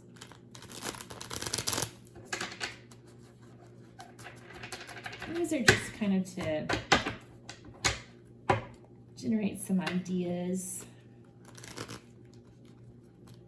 for how to incorporate little rituals into your life if you're into that kind of thing. And group 1 got a spell that was kind of related to power, so I thought that was pretty cool.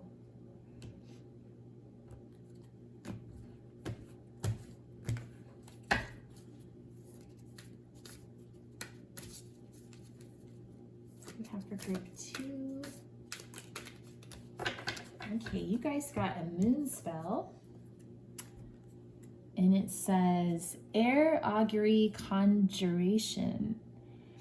When the new moon is in an air sign, Aquarius, Gemini, or Libra, so the next time will be Libra from the date I'm filming, light the following incenses: lavender and sandalwood. Light 1 white candle and 1 blue candle and say, Winged Mercury, god of air, I entreat you to bring me sight and true awareness. Like the wind, speed my way, make everything new. This spell should give you sharpness and great clarity of mind. Listen to your intuition now. It will not fail you. Write down your insights in your book of shadows. Or your journal. Yeah. So tapping into that intuition. We got the High Priestess, we got the Hermit. We also had the Knight of Swords representing you, and he is associated with Hermes or Mercury. So yeah, I think that communication, we also got that Ace of Swords as advice for you guys as well, communicating with this partner about the upcoming merger. You'll have to let me know what kind of merger you've got going on, group 2. I think there's some sort of situation in your life where you're trying to combine forces with somebody. And so I feel like, yeah, it's really important to get clear on that and to be able to speak clearly about it with whoever else is involved.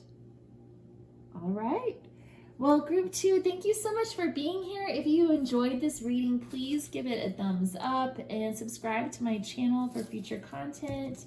I do hope to continue this channel and keep posting stuff, although I'm, you know, not very good about being consistent, but I'm going to try to do better, okay? So thank you so much for being here. I really appreciate it. And have a good night or good morning or good day, and hope to see you again sometime. Thanks. Bye.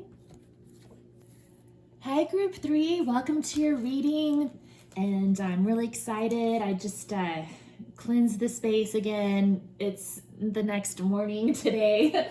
I had a good night's sleep between pile 2 and pile 3. Welcome. So you chose the Bumblebee Jasper. This is a new one I got in Colorado. And it's got a really light-hearted energy compared to the other 2 piles. I like how we have that yellow color associated with the solar plexus chakra, but also the gray, the white, and the black. So those colors of neutrality remind me of protection, absorbing negativity, and being calm. So I really like it. It's like a lighthearted, joyful, peaceful energy. And look, it kind of matches the colors of the cards. I just now noticed that. I mean, I guess I knew it in the back of my head, but I wasn't like thinking of that. So let's see what, well, let me kind of go over what we're going to talk about. So, we talked about the Bumblebee Jasper. It represents energy, excitement, happiness, and it's kind of got this sweet, lighthearted energy. I think compared to the other 2 stones, the Bumblebee Jasper is really different in that it feels more lighthearted. And it can also represent abundance and confidence, that kind of stuff. So we're going to look at the Goddess Inspiration Oracle and the Gods and Titans Oracle to kind of get an overall vibe for your theme. Again, we're answering the question how to inhabit your personal power, but yeah, I think we're gonna start we're gonna start with opening up the oracle cards to get like the theme for your reading, and then we're gonna take a look at your energy. We'll get some tarot cards for that, and I think I'm gonna use the Antique Anatomy Tarot for you guys. And then we'll look at your strengths, your talents, what you're good at, your weaknesses, where you feel like you are lacking power, and what it is that you feel you lack. And then we'll look at whether there's a situation in your life where you need to set or enforce a boundary, and what you can do to set or enforce that boundary. And then we will ask if there's something or someone in your life that seems to have power over you. We'll get some clarity on that, and then we'll look into, especially if it's a person, we're going to look into how they may make you feel threatened, what you admire about them, and then look at the learning opportunity with this other person or situation. And then we're going to draw some final oracles to get more guidance, and we'll wrap it up and talk about, we might get a couple of quotes too. And yeah, so how can you inhabit your personal power, group 3? So we have Nut, the Celestial Vault. You were reborn from night each morning, start anew. And then we have Prometheus, Altruism. Okay, wow. A lot of creative energy here. I really like that. Okay. Let's get started with the tarot. We might come back. I might look up the messages from the book later. Oh, I forgot. I was also going to draw some cards from my astrology flashcards. I don't know how many of you have seen my Astrology 101 video, but these are the flashcards I made for that. But I decided to start using them as oracles as well. So this might bring up some ideas for things to keep a lookout for on your chart or in the stars, coming up in the sky.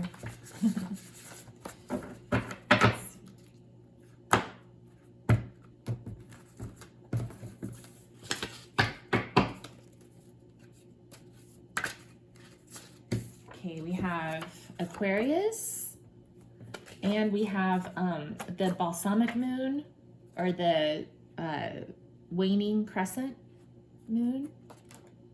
Death, transition, and release.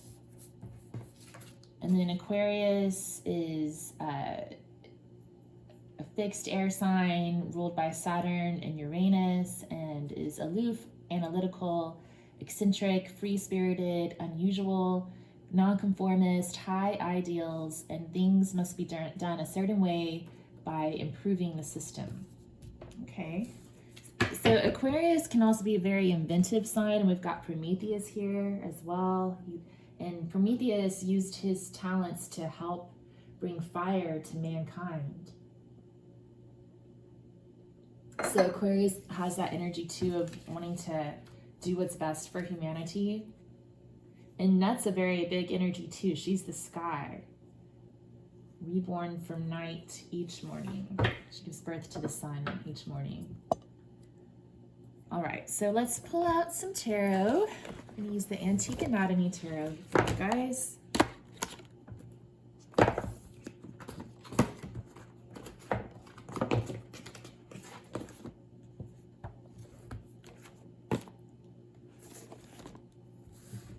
And we're just gonna look at a snapshot of your current energy. It's kind of like a moving snapshot. So we're gonna look at the energy that's passing your current energy and what's coming next, but it's, you know, it's all within a close time frame. You know how when you take a picture and you send it to someone and they can kind of see you moving? It's kind of like that.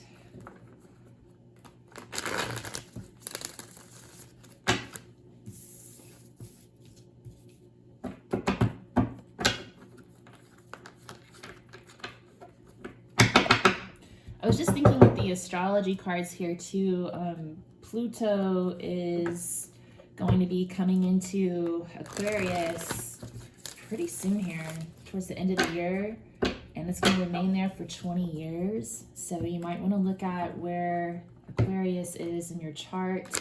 And then Pluto's the god of death and release, and then the balsamic moon is also about death, transition, and release. So something to be mindful of.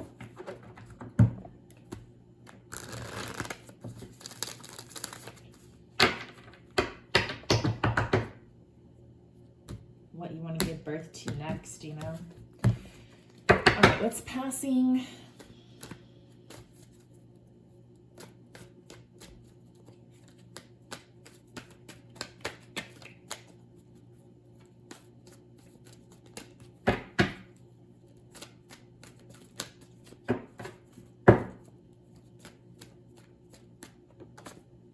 Hierophant. Current energy. You know, the Hierophants showed up a lot today. So what's your current energy? The Page of Rods. He's been here a lot too. And what's coming next?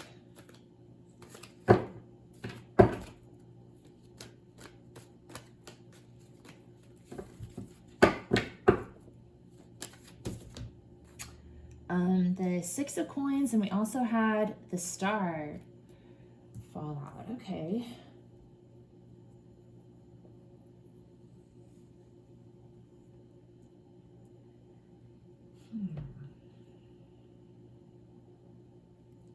So the Hierophant can represent institutions, education.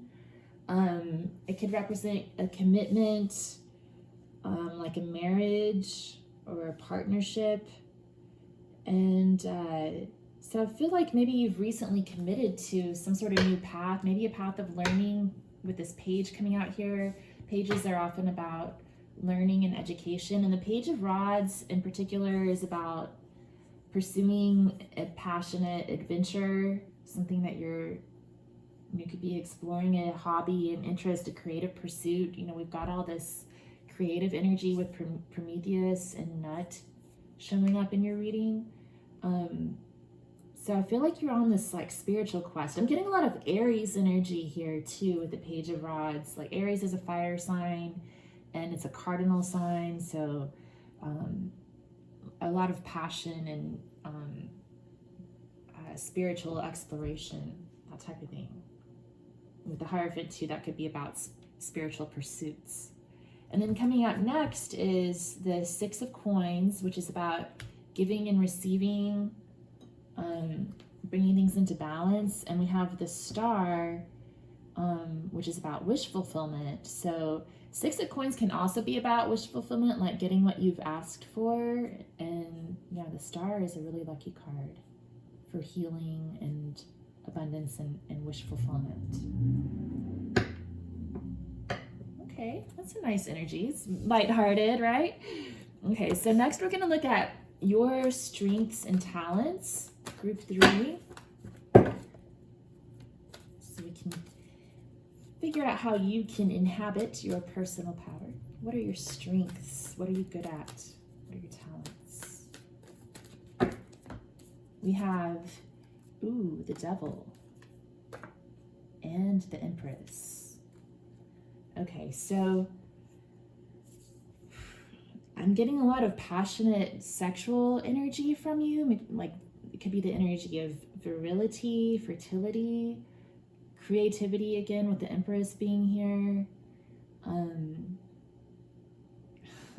The Devil can also, be something that's holding you back, or the downside. That happened in group 1, I think. I was looking at their strengths and like a downside card popped out at the same time as their actual strength popped out. But yeah, I think that maybe it's like you're sexy, you're too sexy. The Empress can have that strong sexual energy, and the Devil kind of makes it almost too sexy, like you're sexy to a fault. Anything else about the strengths that we need to know? Why is the Devil card here? Did the Ace of Rods pop up? Okay, yeah, that's a very sexual card.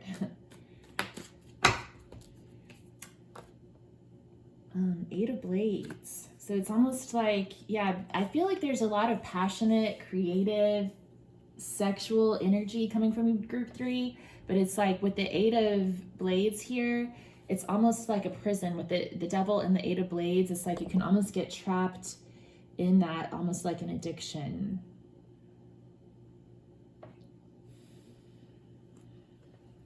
That's interesting.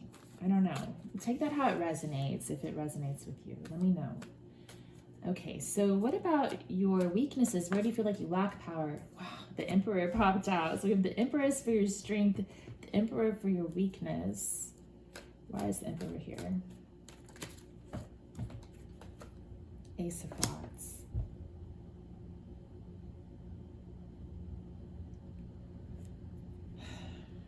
So it's like battle of the sexes here. The divine masculine versus the divine feminine.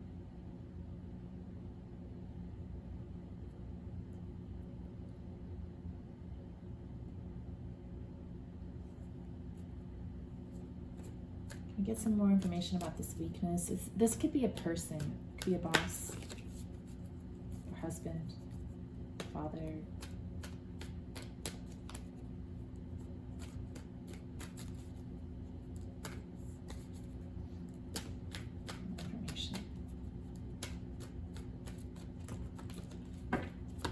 The Death and the Hanged Man.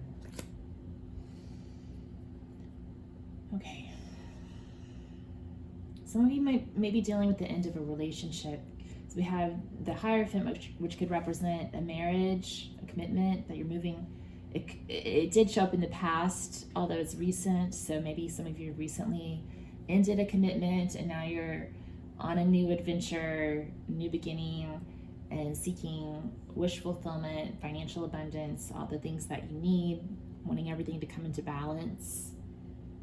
But it's like your strength is this divine feminine energy, but the weakness is the divine masculine energy. So to me, this could almost represent the two different parties of the marriage, like the wife and the husband. And he's got his power and she's got hers.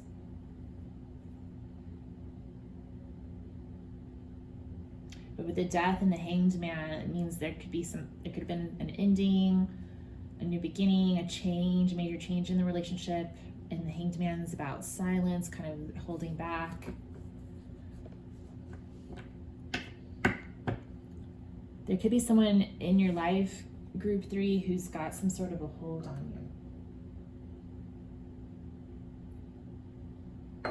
So if you resonate as a woman, this strength could represent that you have strength within yourself as your feminine energy, receptive energy, but sometimes that can hold you back. And then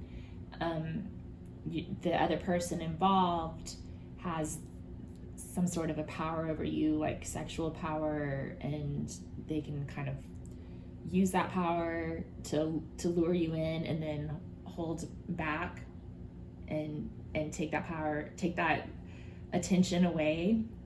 And it's kind of like a yo-yo, like they're using compliments to control you, right? And then the compliments and insults back and forth or something like that, you know? So there's some toxicity here, even though we have divine counterparts.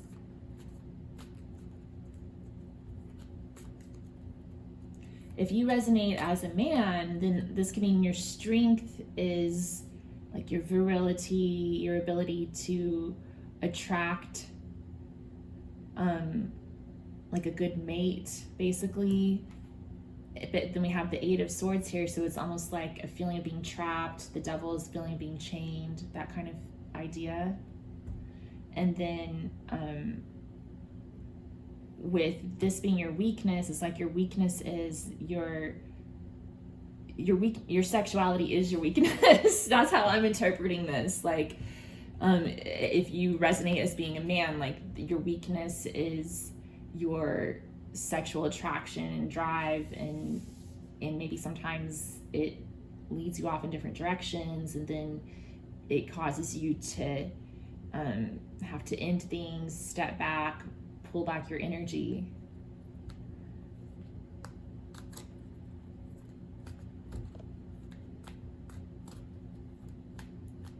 It's like, you know, there's strength in this situation here and stability, but it's almost like too much stability, and it can be constricting.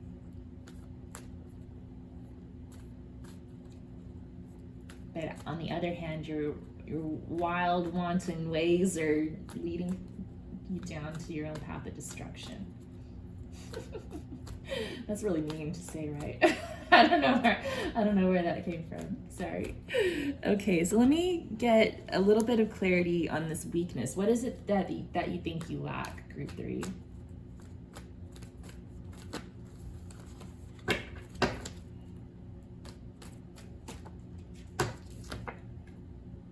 Okay, we've got the 5 of Coins and the Knight of Elixirs. So yeah, I feel like there's sort of you're dealing with some loneliness, loss of love. We've got the Knight of Elixirs in this deck is fertility tonic. So for some, it could be a fertility issue, the loss of a pregnancy, the loss of a child,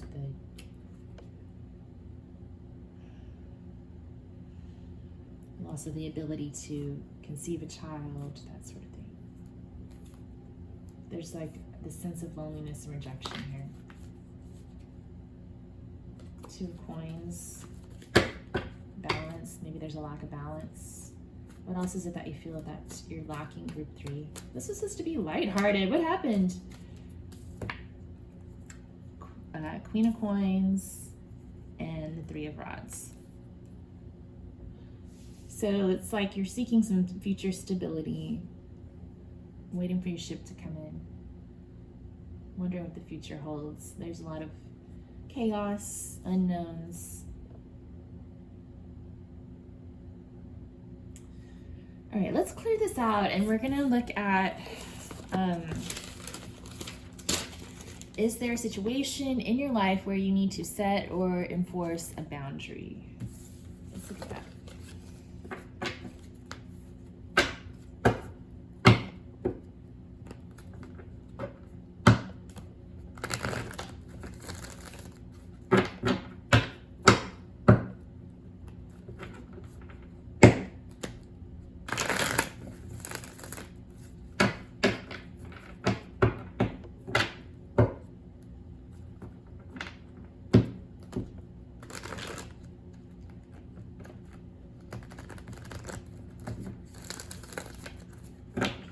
A situation where group 3 needs to set or enforce a boundary.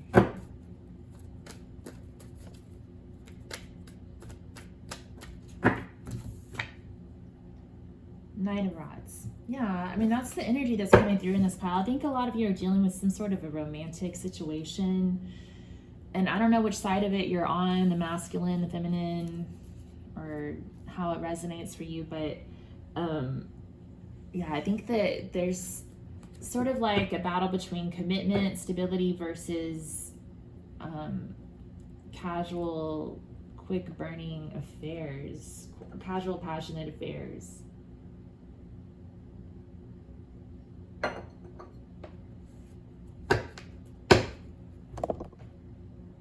And this Knight of Rods could represent a person, could be a fire sign, doesn't have to be, but the Knight, so fire signs would be Sagittarius, Leo, or Aries. And also it could just be someone who's embodying the energy of the Knight of Rods. It's sort of that immature playboy energy. Okay, so what can you do to set or enforce boundaries here? We've got the Fool, embracing new beginnings, new adventures. And we've got the Page of Elixirs, eternal youth. That could be about coming to terms with your own emotions, taking responsibility for your own emotions, taking a leap of faith. For some, it could represent an apology. So maybe someone out there feels like they need to make an apology. What else can we do to set a boundary here? We're going to set a boundary. 2 of Blades and the Knight of Blades. So I also feel like there's a decision for some of you to make a choice whether to cut off communication with somebody or to give them a chance to apologize and try to start a new beginning with you. And I guess that's what the boundary is about. It's like, do you have, when this person comes back to apologize or whatever, do you, like, how do you respond to that for one thing? And then, what if they want to like start a new beginning with you? Do you take a leap of faith with this person? Or do you block them and not even have this conversation at all because they're like going to be love bombing you? To me, Page of Elixirs can also be about like a love bomb type of situation. Do you tell them off? Like Knight of Swords could be telling somebody off, fighting them off, or just like letting them have it.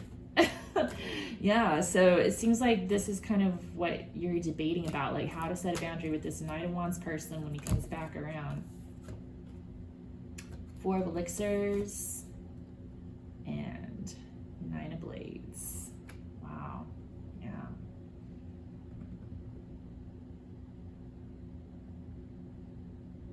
So So Four of Elixirs is about somebody offering you something that you're not really interested in because you're still thinking about something that might have happened in the past. Maybe a third-party situation. It's been keeping you up at night, causing anxiety. So I feel like the way to set a boundary is just to let this other person, if there's somebody who's bringing a lot of drama into your life and it's gotten toxic, we've got morphine, heroin, cyanide, and arsenic here. So that's more evidence that there's something toxic going on here. You don't have to take the cyanide or the arsenic or the morphine or the heroin from them. You can just say no and tell them, look, you can keep your drama for yourself and your toxicity for yourself because I'm done worrying about it. Okay, that's the way to set a boundary if you've got that situation going on.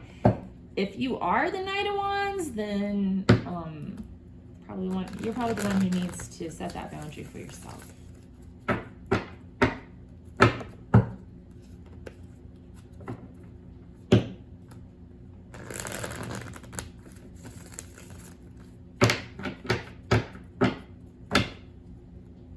Think about what you're offering somebody.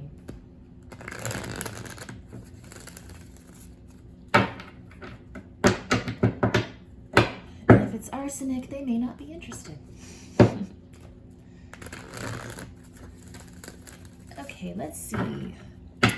Is there someone or something in your life that seems to have power over you? Group 3.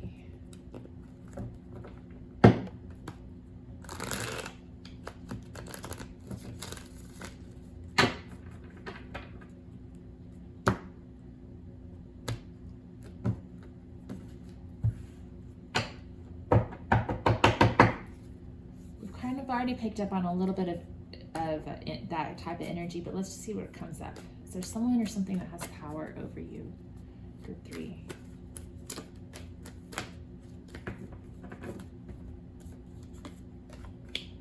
The Wheel of Fortune, the Queen of Coins. So Wheel of Fortune is about destiny, fate. It can be about timing. And as far as timing goes, Queen of Coins is more of a slow energy. The Pentacles are pretty slow. The Queen of Coins is also about stability and abundance. So we've got Fortune, Queen of Coins is about abundance. So I feel like maybe there's like a lust for power and wealth that's come over you, Group 3. Is that what it is? Can we get more information? This Queen of Coins could also be a boss, perhaps a female boss. Pentacles is Earth, so it could be an Earth sign. It doesn't have to be, but Earth signs would be Virgo, Capricorn, and Taurus. Can we get more information about the situation or person that's got a hold over Group 3? Seems to have power over them.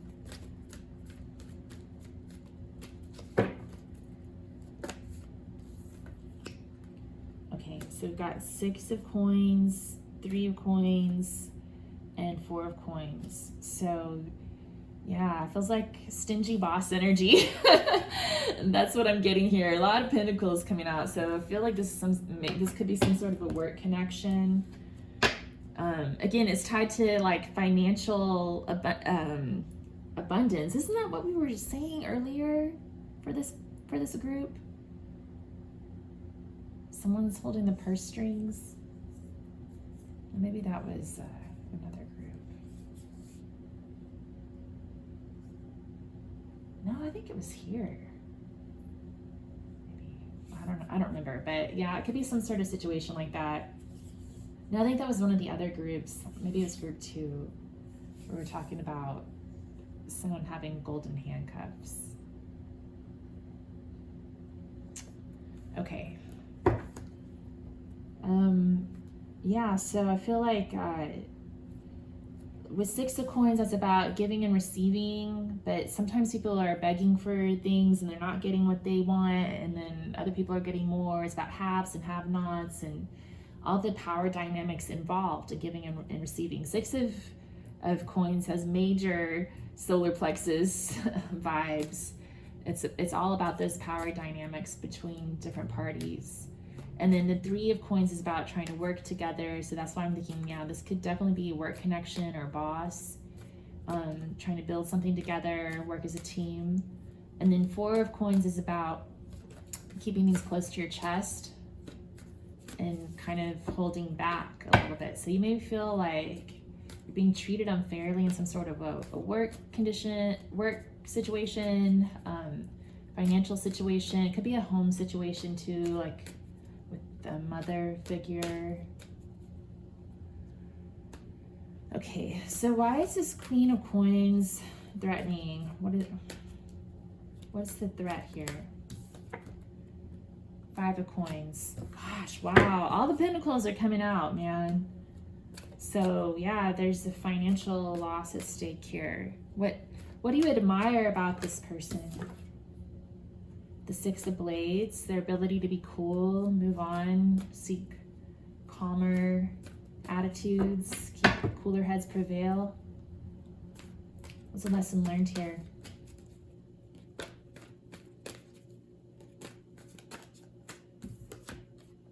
Page of Elixirs, eternal youth.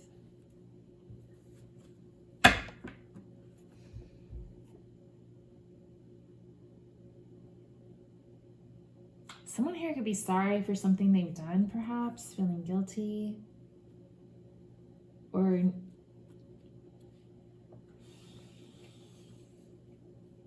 maybe the lesson learned could be one of forgiveness.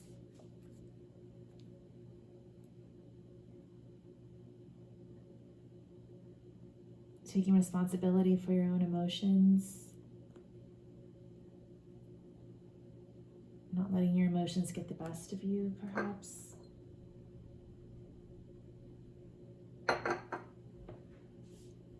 Okay, let's get some guidance for group 3.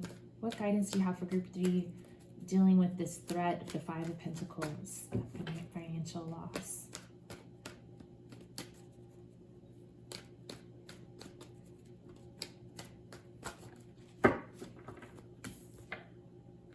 Ace of Rods. So tuning back into your passion, your creativity. Again, wow, Prometheus nut. How many times has the Ace of Rods popped out in this reading? Yeah, definitely focus on your creative potential, group 3. What are you trying to manifest? That's what that Ace of Rods ought to represent. Get really clear on that. And have that confidence. Ace of Rods can also be about your confidence. Knowing that you can get through tough times. You don't have to depend on this Queen of Coins. You can be your own Queen of Coins.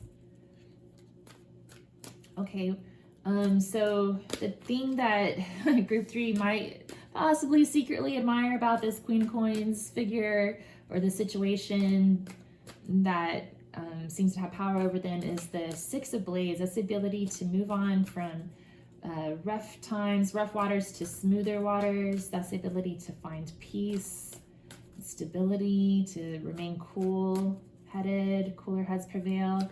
What guidance do we have for group 3 with regards to that Six of Blades, that source of admiration? How can we emulate that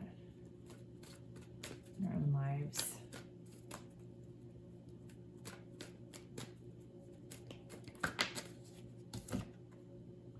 Ace of Blades, just being really honest, kind of cutting the emotions out sometimes when they need to be cut out.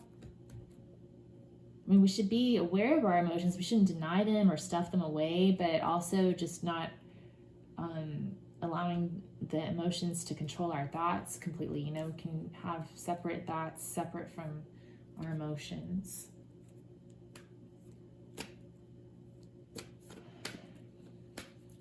And knowing what to give energy to or not. Cutting and ties.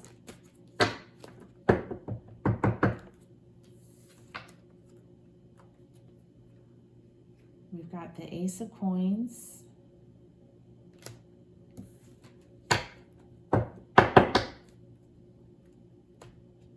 Lessons learned, Ace of Coins. You've got the potential to have your own stability. What other lessons learned? Like, how can group 3 learn this lesson about the Page of Elixirs? The Fool.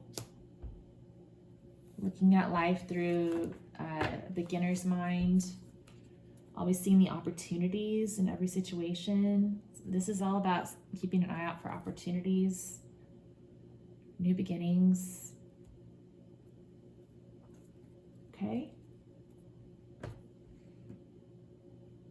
I like that energy, group 3.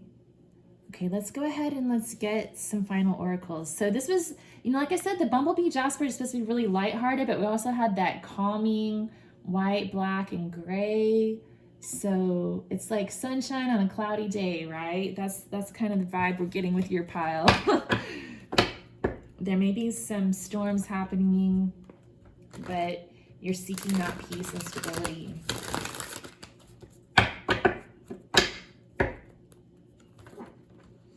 And it requires a lot of like getting calm, settling down the mind, quieting the emotions for just a minute, separating yourself from your emotions and focusing on what you're really trying to manifest, what's really important. Okay, let's pull a yogic path oracle card.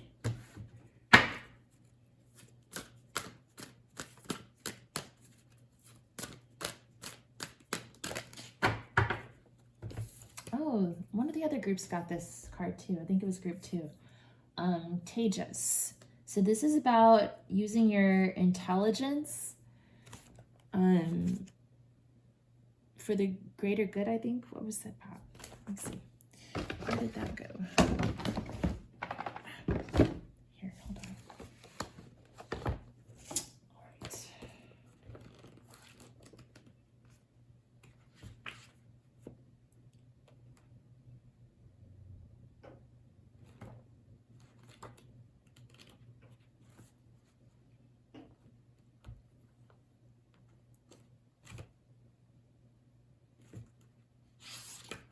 Okay, so Tejas is the subtle essence of intelligence and courage, radiant and glowing. Your intellect and courage glistens in your eyes. You have a radiant glow to you that reflects your passion within. You are on this planet for a reason and are deeply committed to your higher purpose. You carry a spark of energy that uplifts those around you and are a natural-born leader. As a warrior of love, you are committed to raising the vibration of this planet, even if it sparks controversy. By being your highest self and committing to your truth, you encourage others to do the same. Continue sharing your spark with others who have lost theirs. Yeah.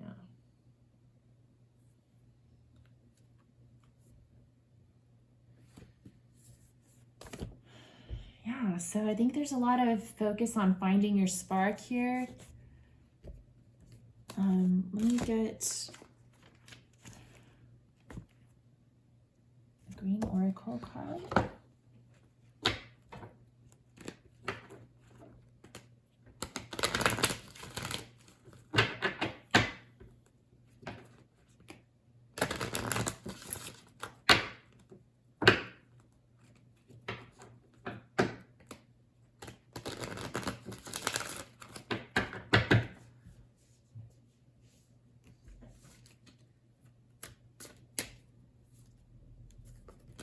Messages do we have for group 3?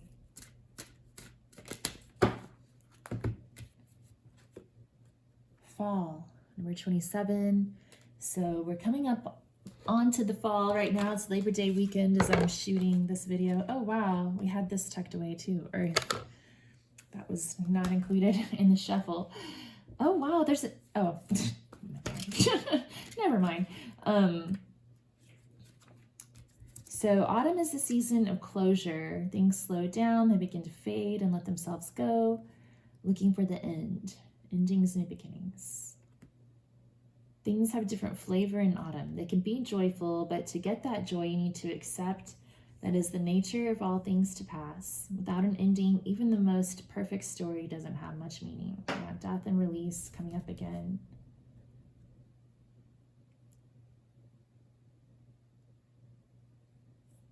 Okay. Taking time to slow down, allow the dead leaves to fall away, and keep what brings you joy and leave behind what doesn't.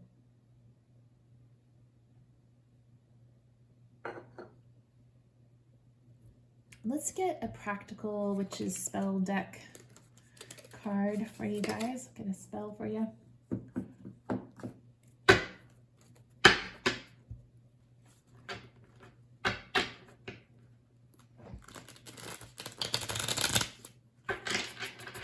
Yeah, a lot of that Pluto and Aquarius energy is coming out in this pile too.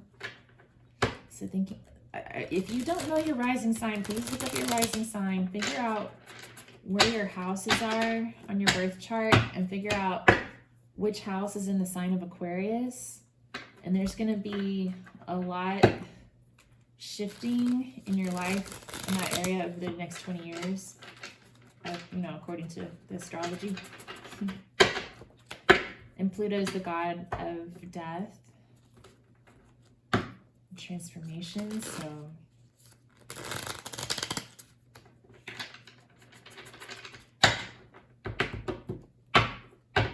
what is it that needs to be transformed? I'll get a spell for group 3 to help them inhabit their power. Spell for group 3 to help them inhabit their power. Elemental magic wind. This is a healing spell. Wind is a harbinger of change. Ooh, we have a lot of wind on this card too. That's kind of cool, right?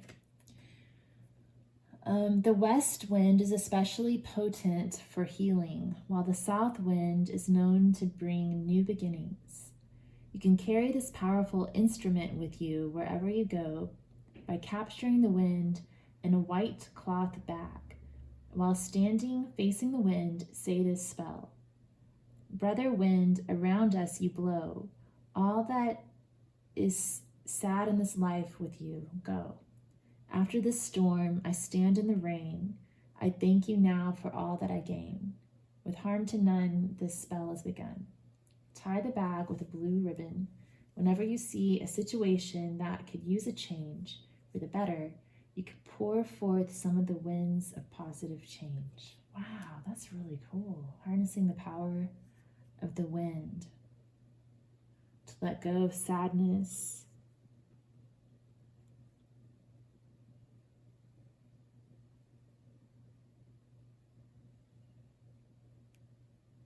to call in joy, positive change. Let's get a couple of quotes.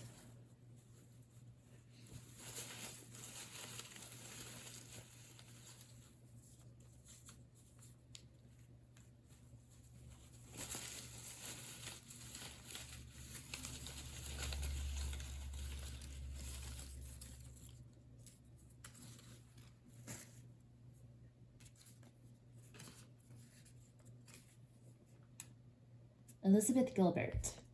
In desperate love, we always invent the characters of our partners, demanding they be what we need of them, and then feeling devastated when they refuse to perform the role we created in the first place. Okay. Oh, and then we have a quote from Bo Taplin. I cannot stand the words, get over it. All of us are under such pressure to put our problems in the past tense. Slow down. Don't allow others to hurry your healing. It is a process, one that may take years, occasionally even a lifetime, and that's okay. Yeah, so this pile was the one where we might have some people who are going through a divorce or a major separation, that whole battle of the sexes, the husband versus the wife type of thing. So yeah, that's one of those lessons learned when you're in the midst of that situation. Like, a lot of times we get into a relationship kind of inventing this character, this role for our partner to play. But none of us are here to really play a role for somebody else. We're each the creators of our own life.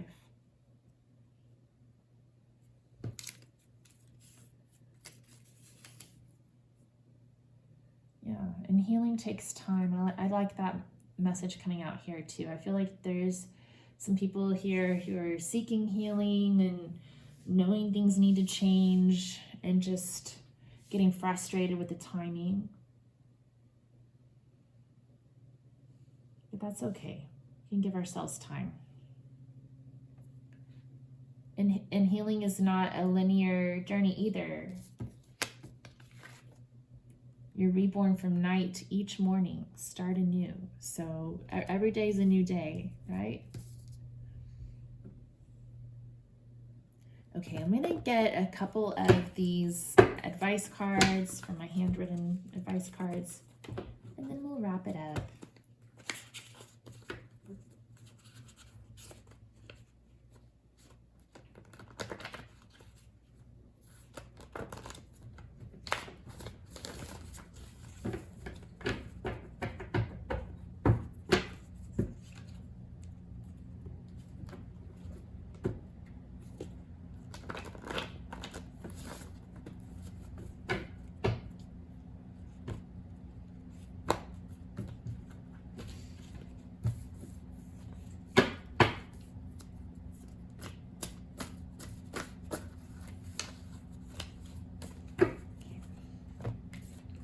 We've got communicate clearly, exploration and adventure, that creative spark, accept and receive, that 6 of coins energy. It's like Ace of Swords, 6 of coins, and Page of Wands coming out again, practically. Okay, so communicate clearly, go towards what brings you joy, and both accept the blessings are coming your way, while deciding what other people can just keep for themselves. You don't have to accept everything that everybody offers you. Anything else? Final word of advice? Study.